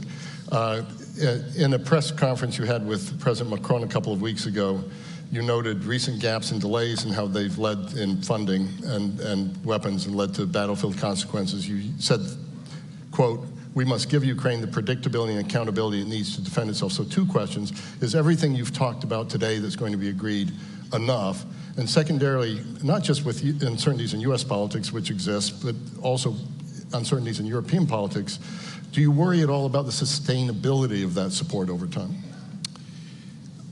So first of all, you are right that I have referred to, I also did that in Kiev in a meeting with President Zelensky earlier this spring, to the fact that during this winter and the early spring, allies didn't deliver on their promises to Ukraine. We saw the delays in the US, months agreeing a supplemental, but we also saw European allies not being able to deliver the ammunition and the support they have announced. So of course these gaps and these delays in military support to Ukraine, they created a very difficult situation for the Ukrainians on the battlefield. The news in that difficult situation is that despite of the delays in our support to Ukraine, the Ukrainians have actually been able to hold the line, more or less. So the Russians have not been able to utilize these delays in really making any big advantage on the battlefield. Now we are providing more support, and I'm confident that allies will now actually deliver, and we see that, for instance, ammunition moving into Ukraine has been a significant increase over the last weeks. The purpose of a stronger NATO role in providing training and security assistance, the purpose of the command and the purpose of the pledge is, of course, to minimize the risks for future delays and gaps. But of course, you don't have guarantees, because at the end of the day, it has to be support in all the individual allied capitals and parliaments to providing this support. And at the end of the day, you have to go to the Congress, to the parliaments across Europe and Canada to get support. But I believe that when we turn this into something which is more a NATO obligation, a NATO framework, it is the threshold for not delivering will be higher than when it's based on more voluntary ad hoc national announcements. So the purpose of creating a stronger NATO framework is to make the support more robust and more predictable. It's also another part of this NATO framework for the support on the pledge and the command, and that is that it will visualize and ensure burden sharing. Because my impression is that, especially in the United States, there's this perception that the United States is almost alone in delivering support to Ukraine. That's not the case. When you look at military support, roughly 50% of the military support is provided by European allies and Canada. 99% of the support, military support to Ukraine, comes from NATO allies, but 50% of that comes from European allies and Canada. If you add economic, macroeconomic support, humanitarian support, the European allies are providing much more than the United States. So the point with the pledge is to ensure that we have some kind of agreed formulas for burden sharing, that we have more transparency, and also that we have more accountability, because then we can use NATO to count, to measure, and to ensure that allies deliver. It's not the same, but it's a bit like the 2% pledge. Because the importance with the pledge we made in Wales in 2014 was actually to give NATO a role to enforce and to ensure that allies delivered, and also that we agreed how to count and what to count. And that's also what we now do with the pledge, to agree how to count and what to count, and to give NATO a role to having also accountability. So again, there are no guarantees, but by giving NATO that role, I think the likelihood for allies delivering what they have promised will increase, and the likelihood of new gaps will decrease, and that's the purpose of giving NATO a stronger role. Thank you, Mr. Secretary General. Let's go to China. This 2022 strategic concept, NATO strategic concept, recognized China as a challenge for the first time and the broader rules-based system. You've noted that Russia imports 90% of its microelectronics from China, which goes into military. Secretary Blinken today talked about 70% of machine tools that help the military coming from China. You've also said that if this doesn't change, as they're fueling the greatest armed conflict in Europe since World War II, allies need to impose a cost. Is it time for that? And what cost can NATO and NATO countries actually impose? So first of all, I think it's important that we recognize the reality, and that's the first step towards any action. And that is that not only are Iran and North Korea important when it comes to enabling Russia's war aggression against Ukraine, but China is the main enabler. Because, as you refer to, they are delivering the tools, the dual-use equipment, the microelectronics, everything Russia needs to build the missiles, the bombs, the aircraft, and all the other systems they use against Ukraine. Well, I have said that far allies are willing to go, but I strongly believe that if China continues, they cannot have it both ways. They cannot believe that they can have a kind of normal relationship with NATO allies in North America and Europe, and then continue to fuel the war in Europe that constitutes the biggest security challenge for our security since the Second World War. So this is a challenge for the alliance. Let's see how far we're willing to go as allies. So we're getting close to the end of time, so just two other brief questions. First, Indo-Pacific 4, Australia, Japan, South Korea, New Zealand are here. Third time taking part in NATO Summit, but it's going to be the first NATO joint document with this group. Can you give us some insight into what might be in it and any concrete outcomes?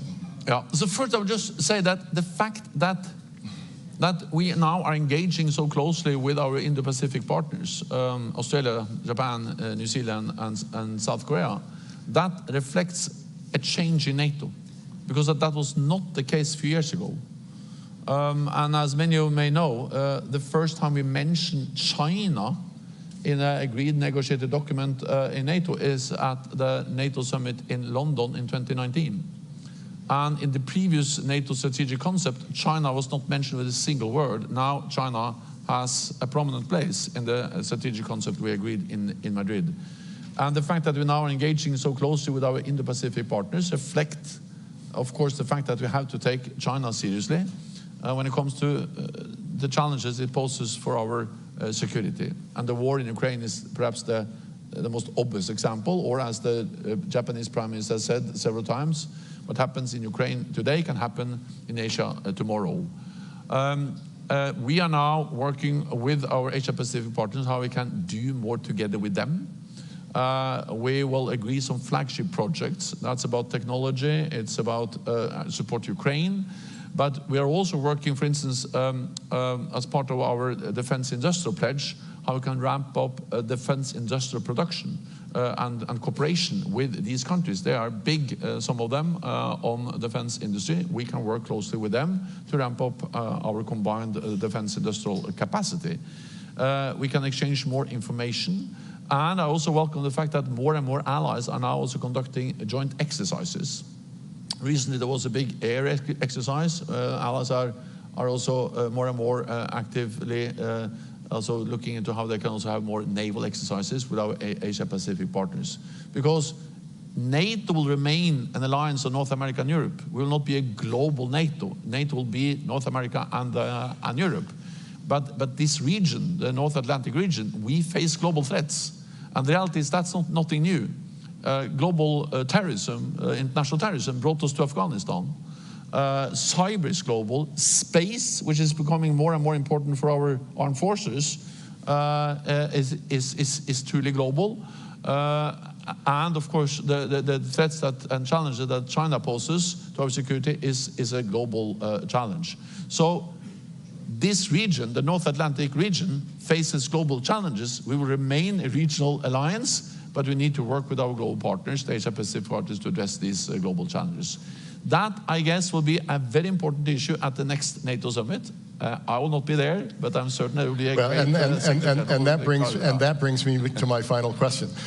This is your swan song summit. Yeah. And as you prepare to step down, I think everybody in the audience, everybody virtually, would love to hear what gives you the most hope stepping down from this, but also what gives you the most concern. So first of all, I'm an optimist, because the reality is that we are very different in this alliance. We are different countries with different history, different culture from both South Atlantic, and we have different parties. And we are always very concerned that when a new party comes into government, they will make bad things for the alliance. And if you read the history of NATO, we have been concerned about that from the beginning. There were big concerns in NATO when you had when you actually got a democratic elected government in Portugal in 1975. They were concerned we're not going to be committed to NATO. There were concerns when you had some left-wing parties coming into government in some European countries in the 70s. When I formed my government in 2000, and my second government in 2005, there were big concerns that we had the left socialist party there. It went quite well, to be honest. And now there are big concerns again. But the reality is that despite all these differences, which are part of NATO, we have proven extremely resilient and strong. Because when we face the reality, all these different governments and politicians and parliamentarians, they realize that we are safer and stronger together. And that's a very strong message. And that's the reason why this alliance prevails again and again. As I said in my speech yesterday, we cannot take it for granted. It's not a given. It was not a given in 49. It's not a given now. It's not a given in the future. But the reality is that we have so strong common interest in standing together. So therefore, I'm optimist for the future of this alliance. That was the first question. The second I've forgotten. I think I answered both of them. But I will only say one thing, and that is that I remember very well when I became Prime Minister in 2000. First of all, I attended my first NATO summit in 2001. That was a very different guest list. It was President Bush, newly elected. It was Gerhard Schröder, Tony Blair, very different people then than now. So I think it's time for me to leave. But second, also, I remember then my predecessor, when I became Prime Minister in 2000, she told me, so Gro Harlem Brundtland, the Norwegian Prime Minister, she told me, Jens, you have to remember that most of your life you will be former Prime Minister. And now I have to acknowledge that most of my life I'll be former Secretary General of NATO. But that's not so bad. And I will hang around and see you, and I look forward to then perhaps be a part of this audience next time. Thank you so much.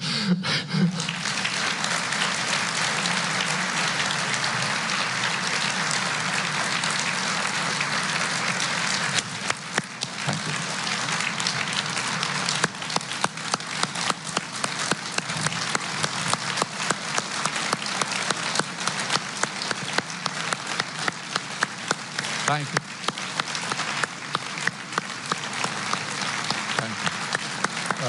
Thank you.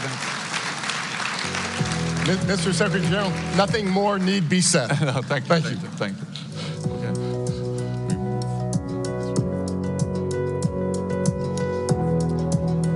Frederick and His Excellency Jens Stoltenberg, thank you for such an enticing conversation. I personally loved the commentary on the first pitch as a baseball fan myself. We can be safely assured that the Secretary General is focused surely on transatlantic security and not baseball.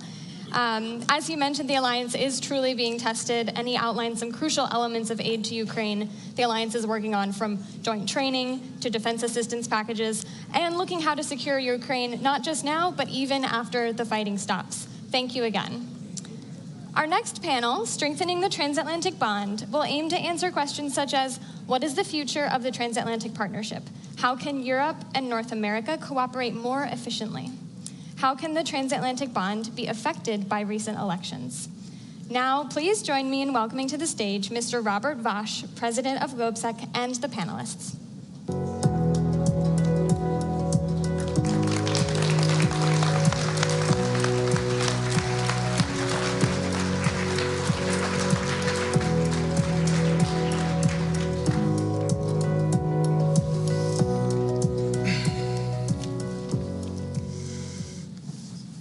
Thank you very much, and welcome to this very high-level panel, I would say. We have an extremely good setting in this panel for this conversation, and we have something like 55 minutes, so it will be quick and speedy. My name is Robert Vash. I'm the president and founder of GlobeSec, and I'm extremely honored that I have the opportunity to partner in the consortium with our American friends and with the White House to organize this forum as the only European partner. Yesterday, thank you.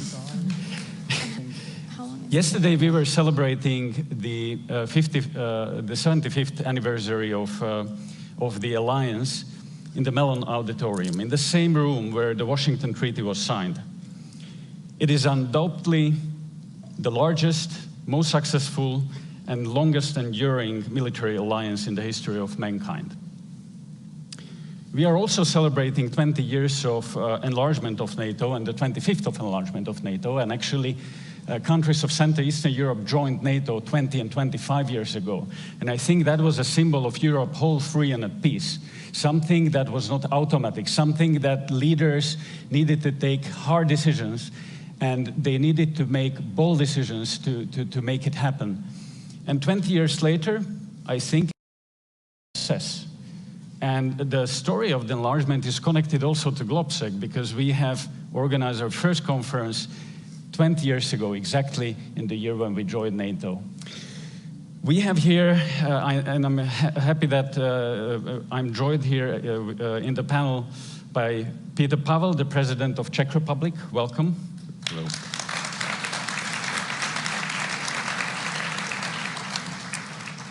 Kaja Kallas, Prime Minister of Estonia, welcome. Mette Frederiksen, the Prime Minister of Denmark. And James Risch, Senator of the United States of America. He is the ranking member of the Senate Foreign Affairs Committee. Welcome.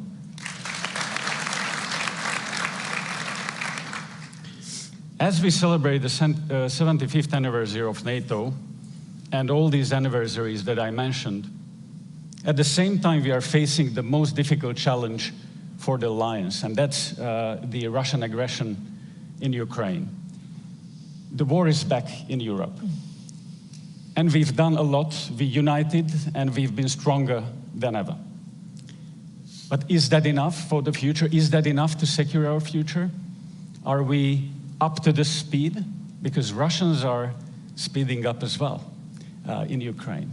So these will be the questions and the conversations we'll be talking about today.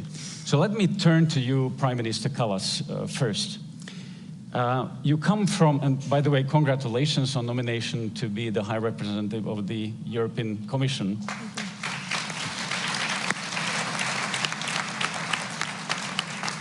It's a great achievement, this nomination, as you're coming from an Eastern European country, a Baltic country, a small country, Estonia, who is really punching above this weight. And that shows how a small country can be influential on the world stage. So congratulations to it. You have demonstrated incredible determination to whatever it can to support Ukraine, understanding that if Ukraine does not succeed, Estonia and the rest of us in the Eastern Europe can be the next. And you've been one of those who wanted all NATO countries collectively to be even more serious about our ambitions, about our collective defense. Emmanuel Macron at the GlobeSec Forum last year in Bratislava said that NATO is not brain dead anymore, that it was revived by electroshocks in the East. And he also said that we should have listened to you more in the Central Eastern European countries. So what is your message now? What the other leaders from Western Europe and the United States should listen right now? First, I want to correct one thing, and that is I never say that the Baltics or the eastern flank is next, because we don't have any second or first class countries in NATO. We only have NATO countries. So if Russia decides to move on and really uses power to attack, then it's going to attack NATO and not single countries. And this is actually one of the narratives that Russia wants us to buy. Because they constantly separate, like the Baltics and the the Warsaw-backed countries are separate, from the NATO. Like it's not like Germany or France. No, we are in NATO, and that's why we have the Article 5, and that means that attack on one is attack on all. But you're correct in that sense that this war in Ukraine and our response to it actually determines also whether NATO is credible or not, whether it is also acting as deterrence for Russia. Why we don't have a war in NATO's countries is because Russia is not taking up that fight. Why Ukraine is having this war is because they are in the gray zone. They are not under NATO's umbrella. And therefore, my conviction is that Ukraine will have to become a member of NATO when we want to have, get rid of conflicts and the areas of gray zones, because gray zones are sources for the potential conflicts, and I don't think it's good for the peace. Thank you, Prime Minister, and I will come back to you in the second round. But let me move to Prime Minister Mette Frederiksen. Denmark is a great example how a country can rather seriously change its approach to defense and rise up to the challenge. Denmark was supposed to reach a 2% of defense spending by 2030, and you just recently announced that Denmark will do this this year, so 6 years earlier than it was planned. It's a pretty big increase from 1.3% that you had 2 years ago. Denmark has also been robust in supporting Ukraine, ranging from providing Ukraine with F-16s, fighter jets, and preparing its air force capabilities to making bold decisions to give Ukraine even maybe an entire artillery stocks. These are all very difficult questions to make. At home, you say no, which is good. It's a good leadership. It's not difficult. But my question is that how long can we sustain these decisions? Are we in the risk of Ukraine fatigue in the future? And how do we prevent it? Well, first of all, it's not a difficult decision. It's the right decision. Yeah, you have to do what is the right thing to do, and doing the right thing is never difficult. And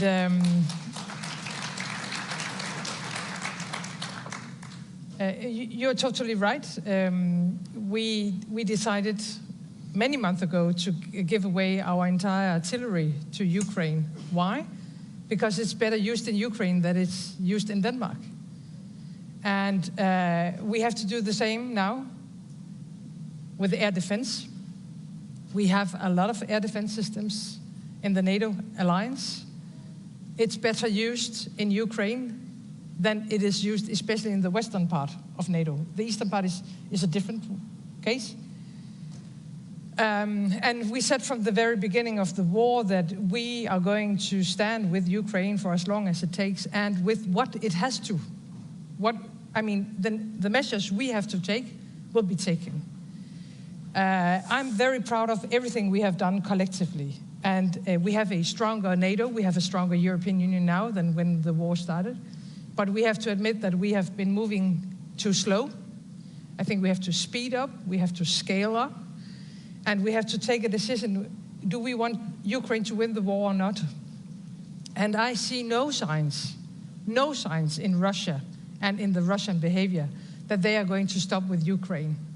When I watch Russia through the last years, but also now, not only in Ukraine, but also in the West Balkans, what they do in Europe with cyber attacks, hybrid attacks, disinformation. Look at what they're doing in Africa, in the Middle East. They're trying to destabilize everything we believe in, everything we believe in. And therefore, asking me, it's not enough to provide the Ukrainians with what they need to defend themselves. We have to provide them with what is needed so they can beat Russia and push Russia back. And I think this is the main, it has to be the main discussion on the table also in the coming days. And you are right, when I came to office 5 years ago, we were spending 1.3 on defense. Now we are spending 2.4.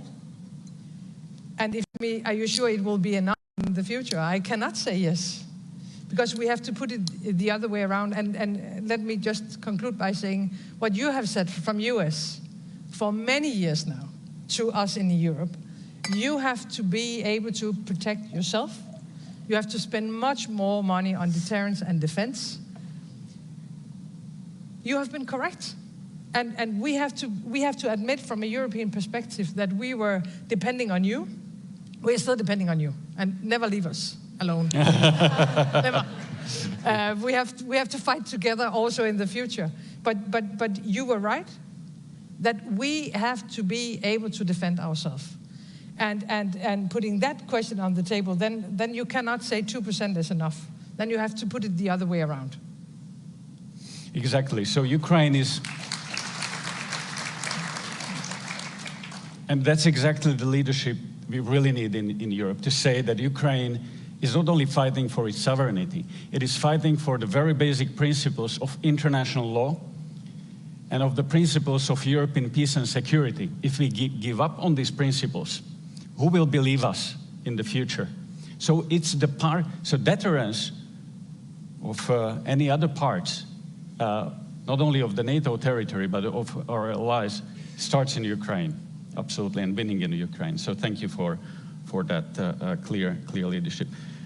President Pavel, you are the president of Czech Republic, who is leading a lot of international initiatives supporting Ukraine, especially the ammunition initiative that has really caught interest internationally. So Czech Republic is also pushing or punching above its weight. You also spent all your career in military.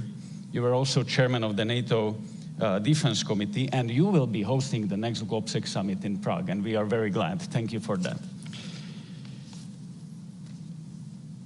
But your voice has been among the boldest when it comes to helping Ukraine, defeating Russia, and building strong Europe's military strength. So, but you also said several times that we need to manage expectations on the war in Ukraine. Your assessment was, and correct me if I'm wrong, was that we cannot expect Ukraine to liberate all its territory anytime soon, especially given that if we are not providing Ukraine with all that it needs to win. So my question is, we all say that we stand with Ukraine as long as it takes. Is it a winning strategy? Shouldn't we say whatever it takes? Do we have a consensus within NATO on what our short-term and long-term goals in Ukraine are? And most importantly, if we have these goals in place, do we have a consensus on how to achieve them and how to provide the means for Ukraine to win? Well, I'm not going to fight the words if it should last forever or how long does it take. But I believe it's a matter of principle. It doesn't matter if we take it as a matter of liking or disliking Ukraine. It's about if we like to live in a world where rules matter or not. And this is what is it all about. I believe that supporting Ukraine is a matter of principle. We want to live in a world where also smaller countries are protected, where they have the guarantees to live up to their aspirations. And that's why we believe that it's necessary for our own interest to defend Ukraine. But of course, reality is different. We haven't given Ukraine anything they needed for successful defense from the beginning. There were some delays and gaps that cost Ukraine a lot of lives and some territory, but also some self-confidence when it comes to meeting their own goals.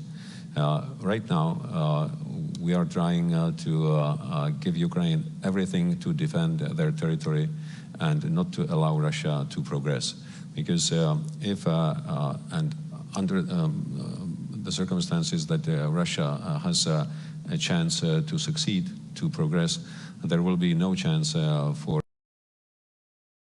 taking Russia to the table. So right now what we need to do is to provide Ukraine with ammunition, armor, long-range artillery, missiles, and especially air defense to prevent Russians from successful attacks on civilian infrastructure, as we saw it recently in Kiev and as we see it in Kharkov and many other cities.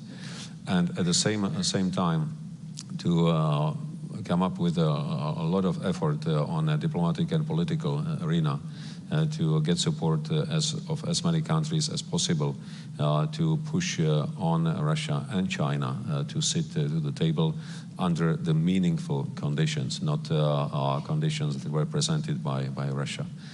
Obviously, we cannot accept that the territories currently occupied by Russia will be recognized as Russian. Because that would mean that we would go against the principles on which our societies are built. But we would probably realistically accept that there will be part of Ukrainian territory that will be temporarily occupied. But such a situation shouldn't prevent us from going on with Ukrainian integration into NATO or the EU and pushing on restoring their full sovereignty in the foreseeable future. And for that, Ukraine really needs our support and full determination in our own sake. Mm-hmm. Thank you. I've seen Prime Minister wanted to react. Yes, I wanted to react. I think everybody wants this war to end. So that is very clear. And what we have to do, I mean, of course, give military aid to Ukraine. But there's also one element that needs to be addressed. And that is, you know, we have the sanctions in place so that, you know, Russia wouldn't build its war machine, really. But then, if it is true, that what was written in the media, that the Russian missile that hit the hospital, children's hospital, actually has Western elements in it. So they are not able to bomb if they are not using the Western elements to build this. And this is very important. When I go to different European countries that are further away from the war and don't see Russia maybe the way that we do, then I see this will still, I mean, to profit from it. I mean, yeah, it doesn't really concern me. I just want to do my trade, and we see the circumvention of sanctions. But these are the same companies that are complaining that you know, our businesses are hurt, our economies are hurt because of it. But actually, we need to concentrate our efforts, everybody. And of course, it's painful. It's painful, but if we do it, you know, the war could be over sooner than when everybody's dragging their feet and thinking that, okay, it doesn't really concern me, I can still profit from this, and then eventually it will go on longer than we want. Yeah, absolutely right. Let me move to Senator James Risch. You've been a very strong supporter of the alliance and of Ukraine and of our collective security, and thank you for that. And all of the countries represented here at the NATO summit have done their utmost to support Ukraine and to raise the bar when it comes to the defense spending. The EU has provided economic assistance to Ukraine and has put Ukraine on the track towards EU membership. Do you think we are doing enough? What can be done more? Let me take that on, but before I do, I want to respond very briefly to what the Estonian Prime Minister said right at the beginning regarding the Baltics. Right after the invasion, a number of people from the Baltics came to see us here in America, and they were concerned. And you know, NATO would be stodgy. We'd forgotten what it was formed for. NATO was formed for the exact circumstance we find ourselves in today. I told my friends from the Baltics, I said, look, Article 5 means exactly what it says. An attack on one is an attack on all, not 1 square inch, whether it's in the Baltics, whether it's in London, whether it's in New York, not 1 square inch. Mr. Putin, listen. Article 5 means exactly what it says. I make that commitment now for the United States, and the United States is there to meet that commitment if we ever have.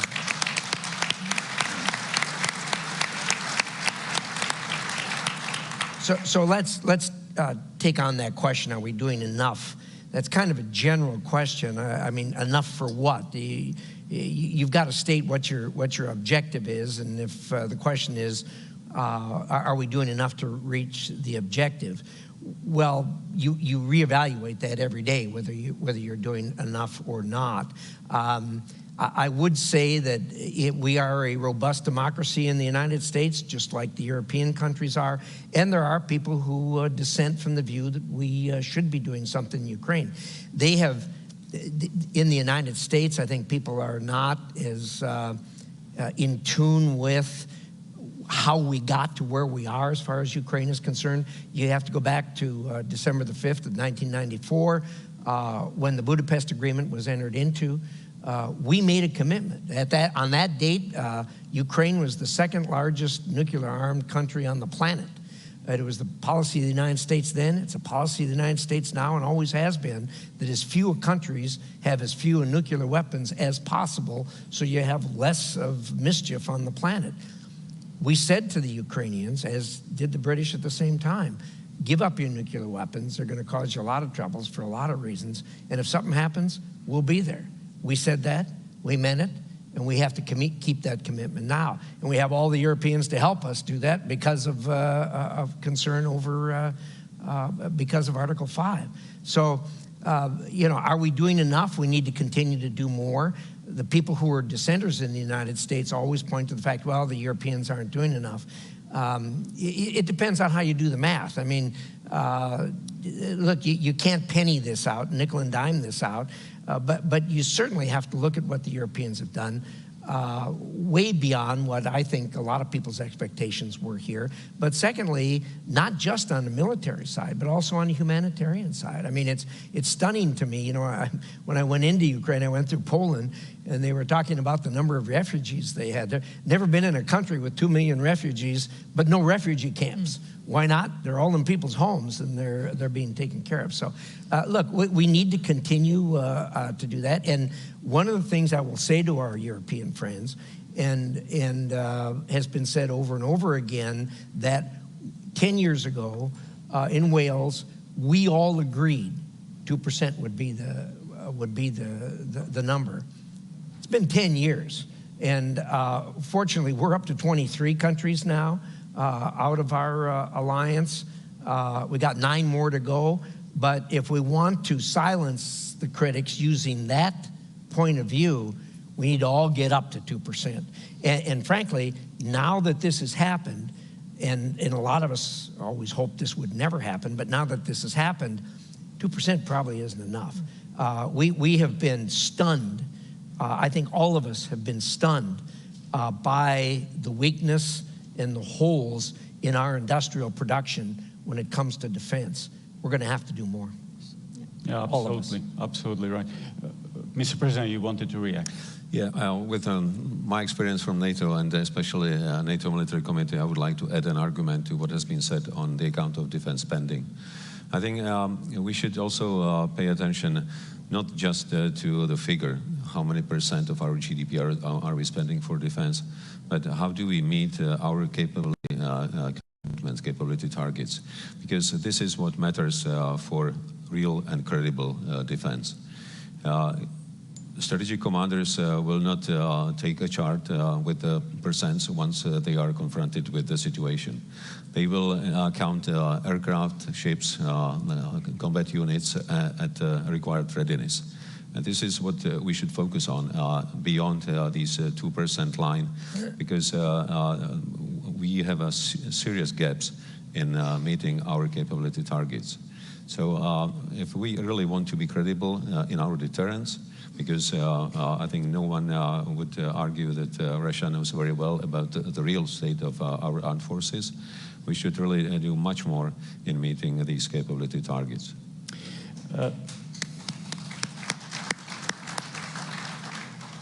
I will give you the word in a second, but I would like to follow up on what you said, because we at GlobSec in several reports, we've been saying that there are several transatlantic gaps. One is in the defense spending that we are closing down. Another one is in the efficiency, how we spend this money.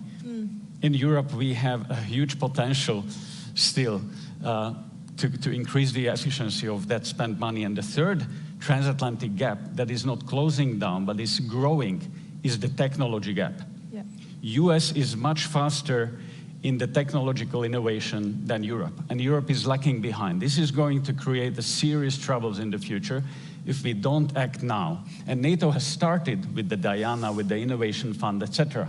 But I think we need to speed up Europe, that it's up to date. Prime Minister Frederiksen and then Kallas. But that was exactly the point I wanted to make, actually, because one thing is, of course, traditional deterrence and defense. And we have to wrap up, especially on our industry.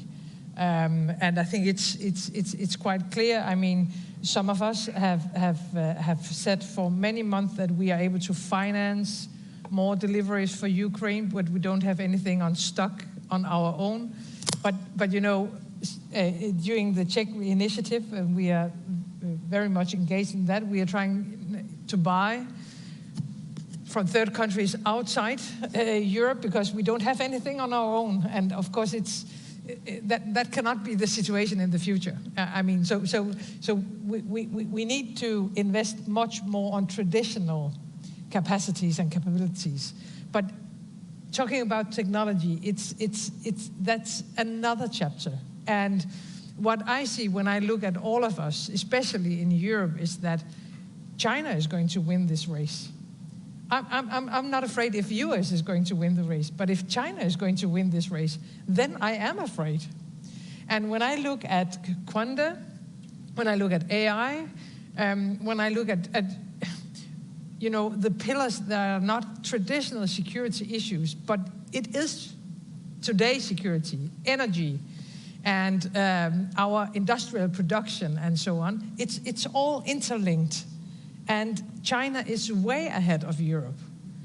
And so that's why I'm saying we're sure that 2% will be enough, because I think the 2% maybe can cover the traditional security questions. But if we are going to include technology, and we have to do that, and we are, as a country, very much engaged in Diana, especially on Quanda, we have to, I think, invest much more, and we have to build much stronger partnerships outside NATO. And that's why it's important that tomorrow we are going to see our friends and partners from Japan, South Korea, Australia, and New Zealand for the third time now in a row. We cannot do this on our own, but please be aware about China, and let us not repeat the mistakes we have done about Russia in the future with China. Yeah, I wanted to build on that because innovation is the key, and I think there's actually also the possibility to take the costs down and be more effective. We have a very vibrant tech sector in Estonia. So what we did was to bring them together. So the tech sector that is very much into investing into defense and making these processes faster, more innovative and more up to date, and the traditional defense sector. So combining the two is actually the key. But of course, what is the question question is the access to funding. So because we have, defense investments are very much in the same category as pornography and for the funds, private funds. So you can't really use the funds for those. So we need to open up those. We need to open up the public funds as well. And what I also wanted to say is that I've been meeting with the defense industry, and it's a bit the chicken and egg issue. So the defense industry says that we don't have orders. We have slogans, but we don't have orders from the governments. Whereas the governments say that, from richer countries, one prime minister asked me that, where can I spend? I want to spend 2%, but nobody's selling me now because they don't have anything. If you have a defense company that says that, you buy 12 tanks, so I produce 12 tanks for the money that you present, not 16 or 30, but 12, because you don't take any risks. I think also both sides, also the defense industry, should read the room and understand that you have to make and take some risks, even if it is not the government's immediately showing the money, because we have the decisions coming in many countries to invest more in defense, but there has to be something to really be able to invest immediately. You have opened up a very important question, which is the European defense industry. And how do we make sure that the defense industry is up to the speed? How do we get the funds, necessary funds, not only from governments, but banks, European Investment Bank? They were banned to invest into dual-use products. So I think there is a lot that needs to be changed on the European level, in the European Union as well. And here, the next European Commission is going to be crucial in making sure that we are speeding up, because Russia has already begun with the war economy, and we are not there yet. And in long term, it's going to cause a problem. Yeah, I think the understanding is there. The understanding is amongst the prime ministers of Europe, definitely, that we need to move faster. But the question is how. Mr. President, you wanted to react. Yeah, I wanted to use the opportunity to extend the comment of Mette Frederiksen about how all these problems are interlinked. I think if we look at the current security and international environment from a broader point of view, it's not a separate problem of aggressive war of Russia against Ukraine, and on the other side, systemic challenge from China. It's all linked together, because what we see now is a confrontation of two systems. On one side, democratic countries, being at NATO, EU, or elsewhere around the world, including Indo-Pacific. On the other side, different forms of autocracies, mainly now represented by Russia and supporting countries, China, North Korea, Iran, but many others. And if we want to prevail in this global confrontation competition, we really need to approach our cooperation from different angle of point. Because right now we pretty much compete in economic terms between the EU and United States. We are quite secretive when it comes to research and development. When we look at China, how they can combine resources, how they can focus on priorities, we are not doing the same. I think if we look at it not only from the point of view that we need to support Ukraine so that they defend their territory, because if Ukraine fails, it doesn't only mean that the security in Europe will be worse. It will be much worse globally, because it will also encourage China to be more assertive and aggressive. So the same way as we ask for the United States being with us in solidarity in supporting Ukraine, we should be in a solidarity with the United States to support them in their competition with China in all areas around the globe. And collectively, we should also strive to convince countries in Africa, Latin America, that we are a better option for cooperation than autocracies around the world. Quick reaction from Senator. When you talk about our competition with China, it isn't just our competition with China, it's your competition with China. And look, what's going on with Russia, I think is a warm-up for the rest of this century as we compete on the planet. China's the issue. China's going to be we're all talking about Ukraine here, and we should, because that's the hot war going on. But this thing with China is going to go on for the rest of this century. And the United States and Europe will be able to compete with China if we join together. And there is no more obvious ally for us than you, and there's no more obvious ally for you than us. And we need to join together as we push back against China. And look, this thing, the one thing that the war has brought out, the Ukraine war has brought out, is the fact that what we've always known as an undercurrent, and that is the relationship between China, Russia, North Korea, Iran, Venezuela, the autocracies. It's there, it's real. And it's going to get stronger, only stronger, as we go forward in this century. And for us to, I think the challenge for this century is going to be how we all occupy this planet without killing each other and compete with each other. We should be able to compete with each other without killing each other. We need to figure that out, because this is not going to get better as we get forward. The autocracies are not going to change their belief as to what they think is best for their people, and the democracies are not going to change their belief as to what they think is best for their people. We're going to have to figure this out.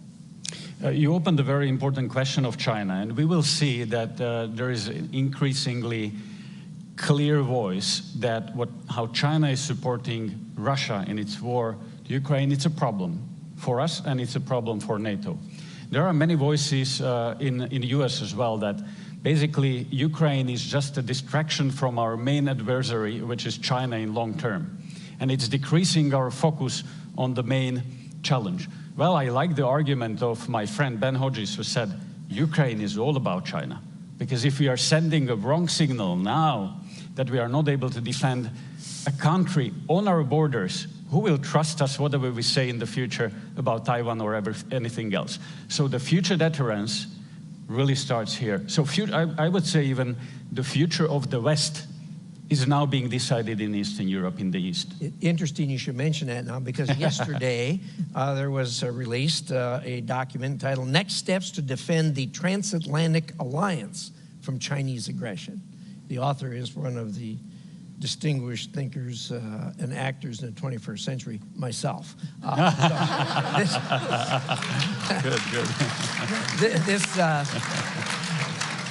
This is a follow-up to a report I did a couple years ago on the same subject, and it is becoming a hotter and hotter item as we go forward. So so thank you for that commercial. We will all read it. It is free. But I want to move to a question from the audience, and I want to enlarge the question, but I've seen you really want to react on, on China. It's just, one thing is the signal, and I totally agree. If we let's be honest, if we let Russia take Ukraine, that will, of course, invite many others to do similar things. One thing, I mean, that's basic knowledge, and it no matter what, it's a bad idea to allow Russia to take a European country. So I mean, that should conclude the discussion about Ukraine, actually. But the other thing, and I think that is extremely important, that the triangle between North Korea, Iran, and Russia is something we have to have as top of mind now, and there is nothing that integrates the three of them, except for one thing, that they don't like us. That's what combined those three, and they are willing to do, I guess, what it takes to defeat us. And I think we cannot only look at the triangle, we have to see how China is connected to that triangle. This is the new reality. And therefore, I mean, it's good we're talking a lot about Ukraine, but we have to talk about Russia. Ukraine is just one example. It's a terrible example, and they are paying the highest price. I mean, they are losing thousands of good young men and women. So they're paying the highest price, therefore we have to talk about it, but it's just a part of something bigger. And I think we have to understand that it's more a question about Russia than it is a question about a single European country, unfortunately. And all of these conflicts are somehow connected, and that's why we have this conversation exactly. So let me turn to the questions from the audience and online audience who are watching and listening us. There's a question from Matt Burton. What measures are in place to counter the internal and external actors that continually work against the West and NATO with influential disinformation campaigns? So let me enlarge the question a little bit. We are seeing that the frontal attack on Ukraine that Vladimir Putin has started 2 years ago is not only a frontal attack on Ukraine, but on all of us. He clearly said that his goal is to dismantle the Western-led world order. And he has opened several front lines. We are seeing the physical front line in Ukraine, but there is another front line of the same war inside of our societies, in information space, is the same war, is hostile against us to divide us. There is another front line in energy, in economic dimensions. So we have to win in all of these dimensions to be able to help to Ukraine. We are seeing that Russia is increasingly active with its agents in Europe. We've seen bombings in Czech Republic, actually, in Vrbětice. We see a lot of hybrid war actions in Europe. Is this a new normal? Are we a subject to the aggression as well? Are we at war, or is just Ukraine at war? Because hybrid war and information war is also a war. And as my friend from UK said, that if two parties are at war and only one recognizes it is at war, it tends to win. So shouldn't we recognize that there is a war that is waged against us in information space, hybrid, cyber, and many other domains? Because unless we clearly say that that's a situation and we appreciate the long-term impacts of that, we are not going to be able to win it. So that's my question to all of you who would like to be. Well, there is a shadow war going on. That is clear in all those domains that you mentioned. So the question for us is, what is our response really? I mean, because we see all these events all across Europe and the Western Hemisphere, but we treat those events as isolated events, not connected to each other. I mean, there's a fire in a warehouse, so it's treated as a fire in the warehouse, although we have intelligence that actually, you know, Russians want to set the fire in that warehouse. So the question to us is, what is our response? Is it, because it's also, it could also be a provocation, because, you know, Russia wants us to react very strongly. So how to find the balance is a big question. I think we have to raise the awareness. We see this in our intelligence, but I'm not sure that everybody does see this in the same way. And then the question is whether, you know, we are being the frogs that are being boiled, because every next time they're bolder and we don't react. So how do we address this? And we have discussions going on in NATO about these things, but they are really very initial. It should start from the awareness, the same awareness of all the members in NATO. Thank you, President. To answer your question, I think it is not so important how do we see us at what stage we are finding ourselves, because we heard a number of academic discussions if we are in war or not, because we still work in the categories of peace, crisis, and war. But for Russia, it looks different. They see at a history like a continuous conflict, where only intensity and tools differ. From time to time, they are using hard power. From time to time, they are using hybrid tools, which we see today. Since the times of, we call it Gerasimov doctrine, but actually it came up earlier than Gerasimov. But it was around 2010 when Russians came up again with their vision of non-linear warfare, where all the kinds from cyber, hybrid, disruptive operations, sabotages, up to hard war fighting are present.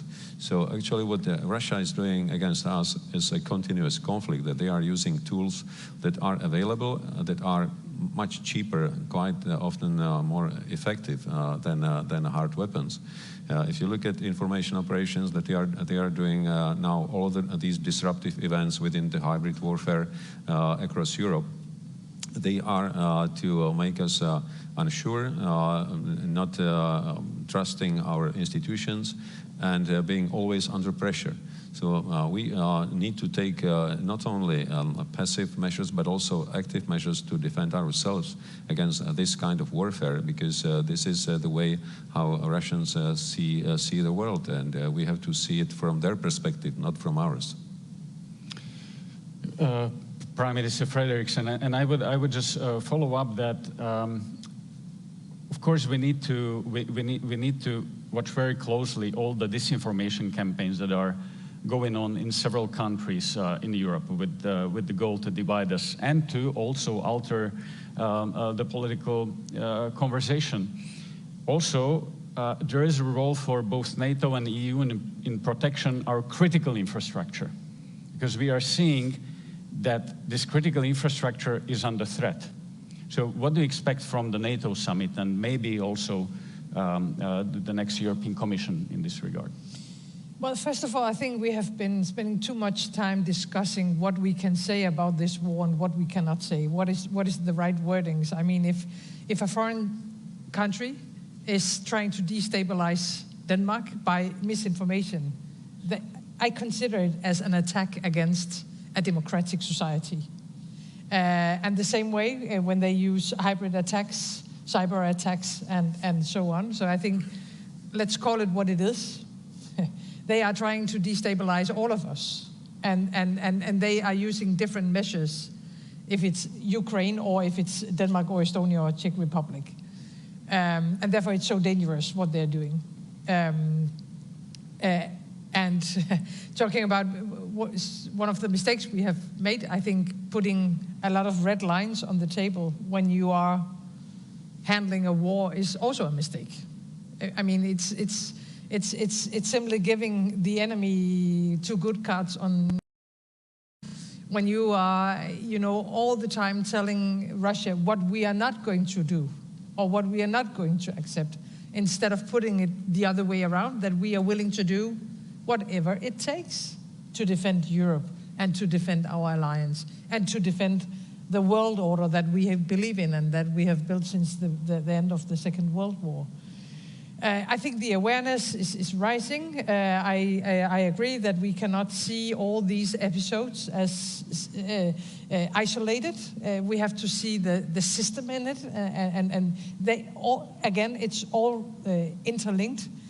And therefore, I think we have to take it more seriously. And maybe the most important question as NATO countries is, are we going to accept it? Are we going to accept that they are attacking us every day now in Europe with different measures? And I don't think we should accept it.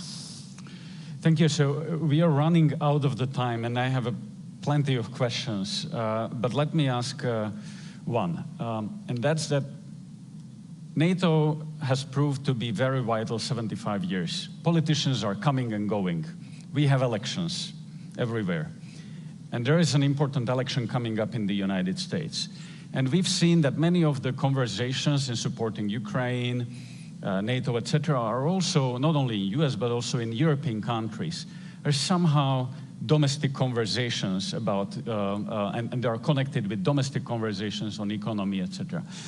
But my question is, what do you expect that how the election campaign and the elections might change the conversation in the support for Ukraine and for NATO? Is that for these guys? Well, I can give you a very clear answer to that. I don't know.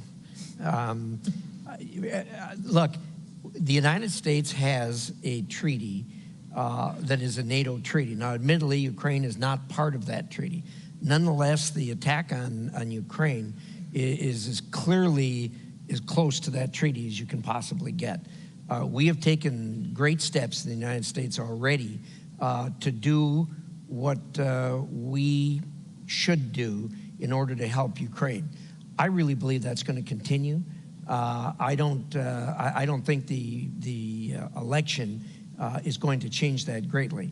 I know that at least one of the candidates has said that they're going to end the war. We haven't got an explanation as to how that's going to happen, but the candidate who says that generally gets done what he says he's going to get done. So I'll be anxious to see that. But look, I think people should not be wringing their hands over this. This is as far as the Congress is concerned, which is where I come from. The vast majority, and it's only a small minority, are saying that we shouldn't be doing what we're doing. I mean, look, this is the right thing to do. America generally does the right thing that should be done. And given that, I have confidence we'll be there. Thank you very much, Senator. And let me thank all of the panel, because this was a wonderful conversation, and this shows that we had the US and 3 small countries of Europe who have shown the way how to raise up to the challenge and how to support Ukraine. And I think there is an increasing understanding of the situation we are in, that we are going to be in a difficult situation, but we all understand that we are stronger together, and that we need to do whatever it takes to secure Europe and Ukraine. So with that, thank you very much for the conversation.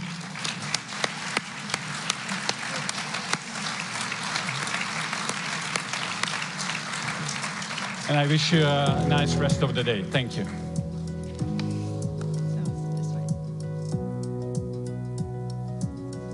Thank you so much to our panelists and our moderator for such an engaging conversation. They talked about crucial questions of elections and language, giving Ukraine what it needs to keep fighting to push Russia out and keep Russia out.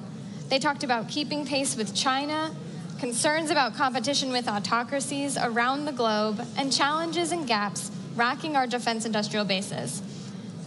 We will now be viewing a second video from the NATO Youth Summit, which took place on May 14th in Miami, Florida in the US, and Stockholm, Sweden, with watch parties viewing around the world. The NATO Youth Summit delves deep into the most pressing global issues of interest to youths. Let us all now learn something from how the next generation will tackle the future issues of the alliance. On May 13th, at the NATO Youth Summit in Stockholm, I warned about the dangers of disinformation and the imperative to tackle the challenge more robustly. The time to act is now. There is no need to wait for further reports and no time for half measures. We need to be decisive and commit ourselves collectively and without reservation to a much more assertive approach. Winning the information war is foundational to our security, and as NATO youth, we say without hesitation that our leaders must rise to the challenge. In the 75th year of our transatlantic alliance, we celebrate our steadfast commitments to peace and to security. Our ability to maintain unity and effective deterrence is more crucial than ever. And our success in doing so will serve as the ultimate testimony to the strength of our common values. Emerging technologies can significantly enhance our defence capabilities. However, they also introduce new risks. Cyber attacks, AI-driven disinformation, and the development of autonomous systems all pose serious threats to global security, stability, and to the democratic ideals which unite us as allies. With the rise of AI, cyber threats are becoming a more increased threat. Just like a double-edged sword, while AI enhances our capabilities, it also creates new security challenges. AI's ability to analyze vast amounts of data can strengthen our defenses, but can also be exploited by malicious actors. Therefore, NATO must adopt proactive strategies to create robust security measures. Quantum computing, sensing, and communications could revolutionize defense cybersecurity and help strengthen our deterrence against Russia and China which has already made achieving quantum supremacy a national priority. What NATO's leaders should think about now is how the organization can become a facilitator to bring together the expertise and strengths of allied nations to drive quantum innovation and empower its application in allied defense. The time is now to make sure that NATO and member states remain at the forefront of quantum innovation and realize its potential. When we talk military tech or innovation or countering disinformation, those are all reactive actions or actions that will help us win a potential hot war. But the most important strategic question that we have to find the answer to and start working proactively with is, how do we change the will of the Russian people? If we really are committed to the desire to live in peace with all peoples and all governments, we have to change the will of the Russian people to stop being aggressive towards its neighbors, as well as funding international crime and terrorism, so that we can achieve a sustainable and stable peace and save succeeding generations from the scourge of war. Our democratic values are victims of the self-imposed red lines. Our democratic values are victims of the appeasement of dictatorships. As we face the largest war in Europe since World War II, with Ukraine at its forefront of protecting democratic values and paying the highest price with the lives of its people, we find ourselves trapped by these self-imposed red lines. It's not time to appease the axis of evil any longer. Without adherence to rules, everyone's sovereignty and territorial integrity are under the threat. It's time to demonstrate the strength and unity of democracy. Ukrainians have been remarkable in defending their country, but they need your support. But do not support Ukraine just enough to survive. Support Ukraine to win. We know that decisions in democracies take time, but time in Ukraine is not measured by days, hours, or weeks. It's measured in human lives. Therefore, do not let political games and individual interests get in the way of decision-making. Therefore, I urge you to be bold, to be brave, and to be decisive. The biggest gift for NATO's 75th anniversary would be a victorious and free Ukraine. Thank you. What a great way to highlight the individuals and issues that will be shaping tomorrow with our youths. Now, please join us for lunch, where we will all be able to discuss these pressing issues before resuming our programming. For those of you joining us online, you will now hear a series of interviews. The first from His Excellency Alexander De Croo, Prime Minister of Belgium. The conversation will be moderated by Elena Kudsko, Vice President for Policy and Programming of Globe. We'll hear from His Excellency Kyriakos Mitsotakis, the Prime Minister of Greece, which will be moderated by Nadia Shadlow, Senior Fellow at the Hudson Institute. And finally, we'll be replaying the earlier conversation between Rachel Rizzo and Douglas Lute on the history and geography of NATO. Enjoy. And a few notes for our in-person audience and those of you in the plenary room. We kindly ask that you refrain from saving seats, as it is disruptive in the room and impedes the flow of traffic. Also, please be mindful and do not leave your personal belongings in the plenary room during pauses in programming.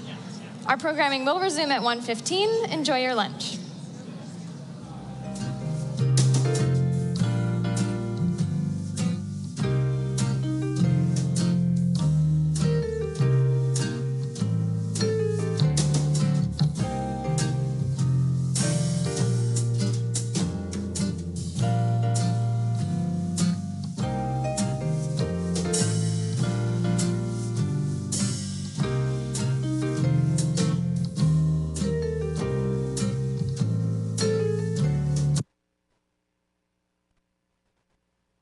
In 6 out of the 10 domains that are of the general request of Ukraine.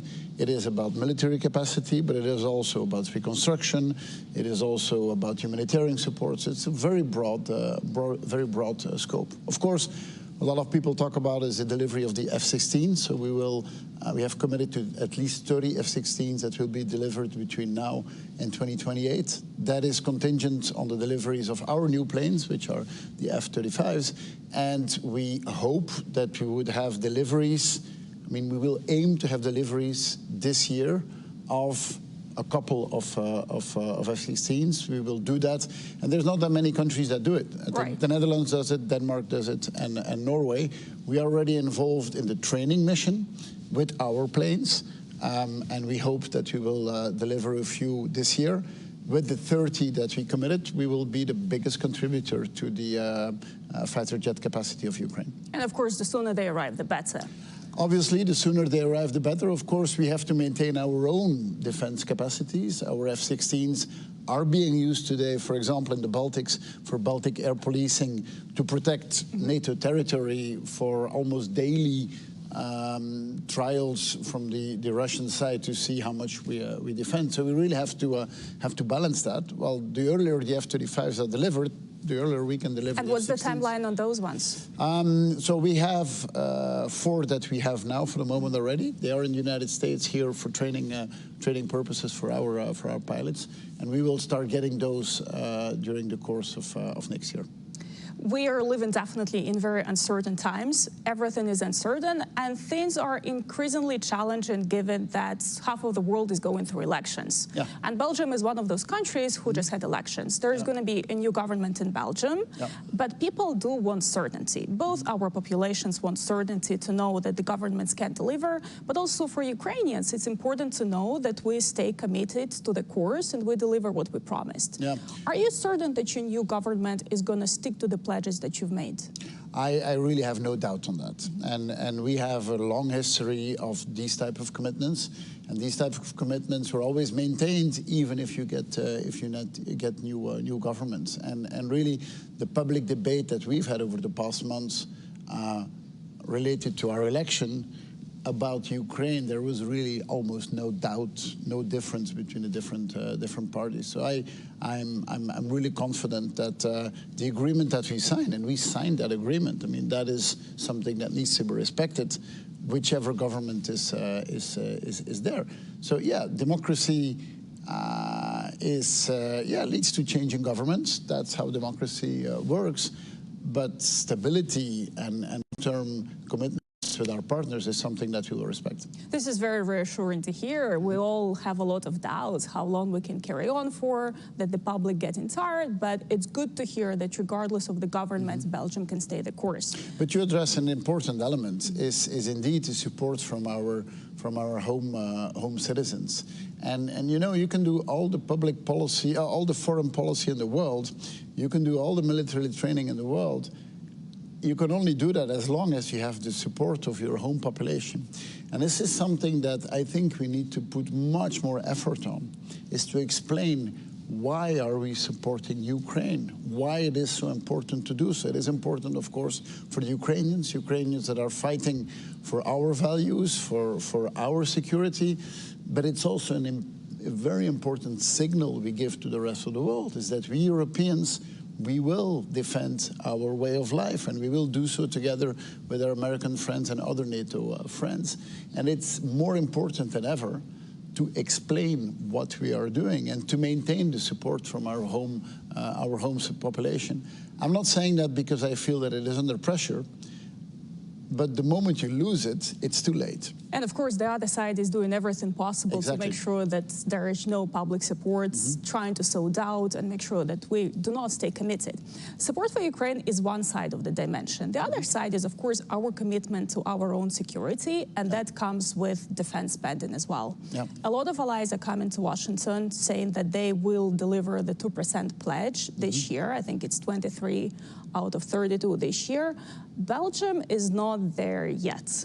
How do you explain that, and are you going to get there? So we're not there yet. We have increased our military spending with 30% over the past 3 years. So it's very significant what we have done. We have a path set out by 2030 and 2035. True, it will take us some time to get there. But to me, that's one dimension, and it's one dimension that we need to deliver on.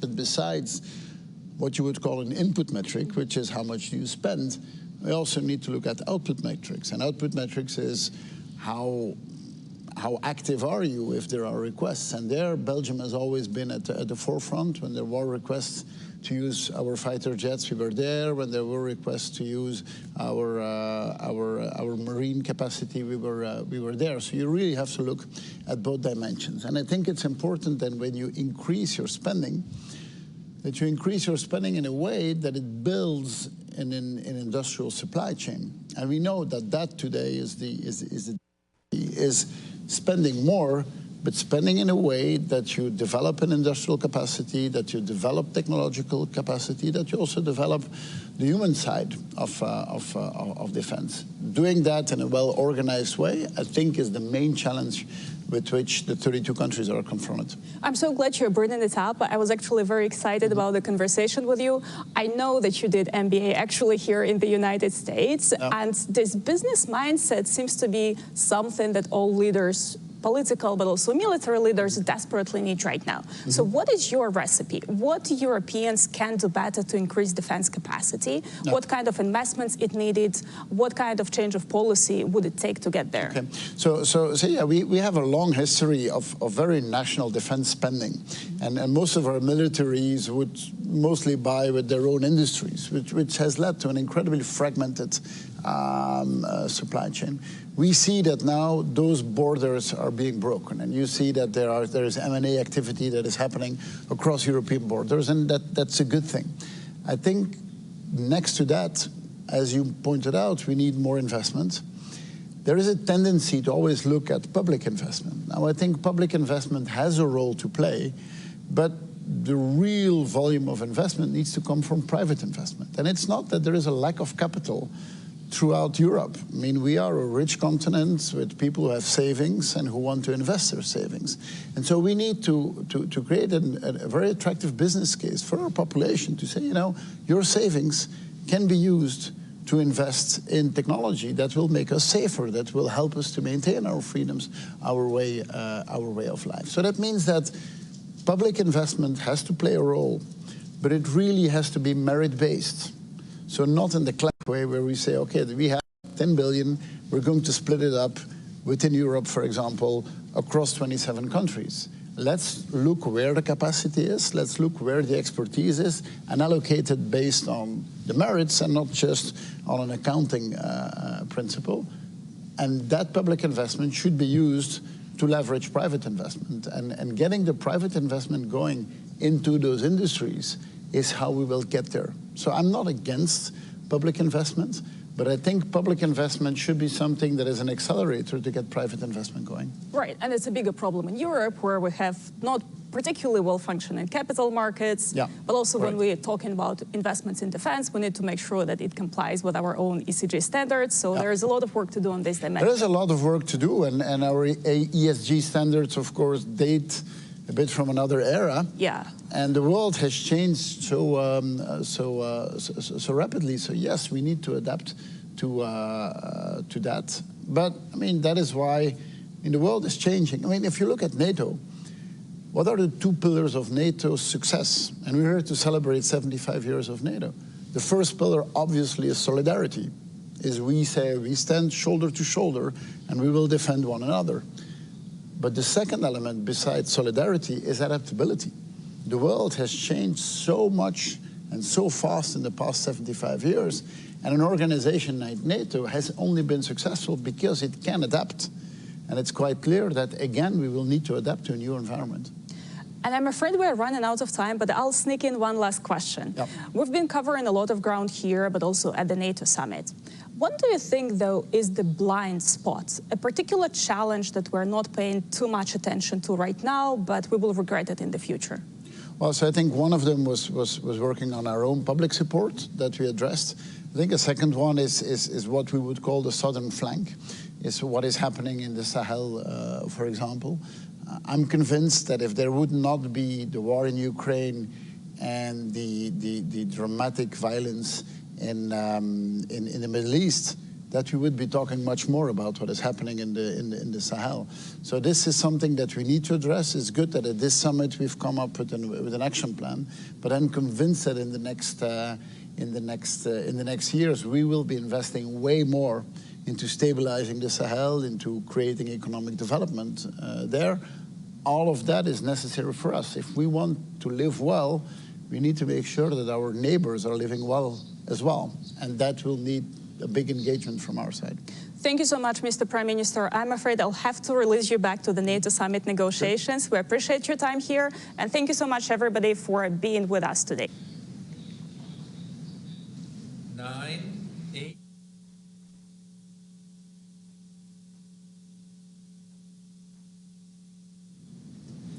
Welcome back to the NATO Public Forum. I'm Nadia Shadlow, a senior fellow at the Hudson Institute, and it's my pleasure this afternoon to have an opportunity to have a conversation with Greek Prime Minister Kyriakos Mitsotakis. Prime Minister, it's really great to be here with you today, and since we only have a few minutes, I wanted to jump right in. When you became Prime Minister first in 2019, Europe looked different. And the challenges facing NATO seemed perhaps less intense than what we're facing today. So could you talk to us a little bit about whether or not NATO has been adapting enough since 2019, since 2022? I know Greece has been really in the lead in terms of modernization and adaptation, but I'd love to hear your views. When I became Prime Minister in 2019, no one thought that we would be faced with a war at the heart of the European continent. But this is what we have to deal with after Russia's unprovoked invasion of Ukraine. And I do believe that the alliance has adjusted and has tackled this momentous challenge as successfully as it could. Back in 2019, we were still faced with the question of whether enough European countries would meet the 2% commitment, 2% of defense spending as a percentage of GDP. Now most countries have already met that target, and those that haven't have made very clear pledges that they will do so. Greece has been one of those countries that has surpassed the 2% threshold ever since essentially we joined the alliance. We'll be spending 3% of our GDP on defense, significantly modernizing our armed forces, and thus contributing to the overall capabilities of the alliance. So new challenges force us to think differently, also in terms of what this means for the collective European security as a pillar of the overall NATO integrated structure. And I think this discussion is advancing at a very fast pace in Europe. Yeah, so you mentioned European security. How do EU defense measures complement NATO, or how do you see the relationship between EU efforts to increase and substantially increase its defense and NATO? Is the relationship complementary, and how so? In my mind, it is fully complementary. We need to spend more, but we also need to be smarter about how we allocate our defense spendings. When I look at the European defense industry, I see a lot of fragmentation. I don't see enough interoperability. I see a lot of, sometimes maybe, I wouldn't say a necessary competition, but certainly too many weapons systems that don't necessarily talk to each other. So we need to spend more, but we also need to be smarter about how we integrate our spending. And I do think that at a time when the Russian invasion of Ukraine poses an existential threat for Europe, we also need to be creative in terms of finding new sources of funding in order to support our defense spending. It is not just going to be enough to rely on national budgets as we have done so far. And that is why I've been one of those strong proponents that we need some sort of European facility that will complement the defense spending that we undertake at the national level with more European funding. So this combination of public and private initiatives, in my mind, is going to be necessary if we build a solid European pillar when it comes to NATO's overall defense capabilities. So would that be some type of European fund, or how do you envision that mechanism? We have submitted with President Donald Tusk a proposal for a flagship European project which would essentially be a European Iron Dome that would complement the existing air defense capabilities that we have, which could be, again, I stress the word could be because we clearly don't have agreement at this stage, which could be funded through some sort of European joint borrowing.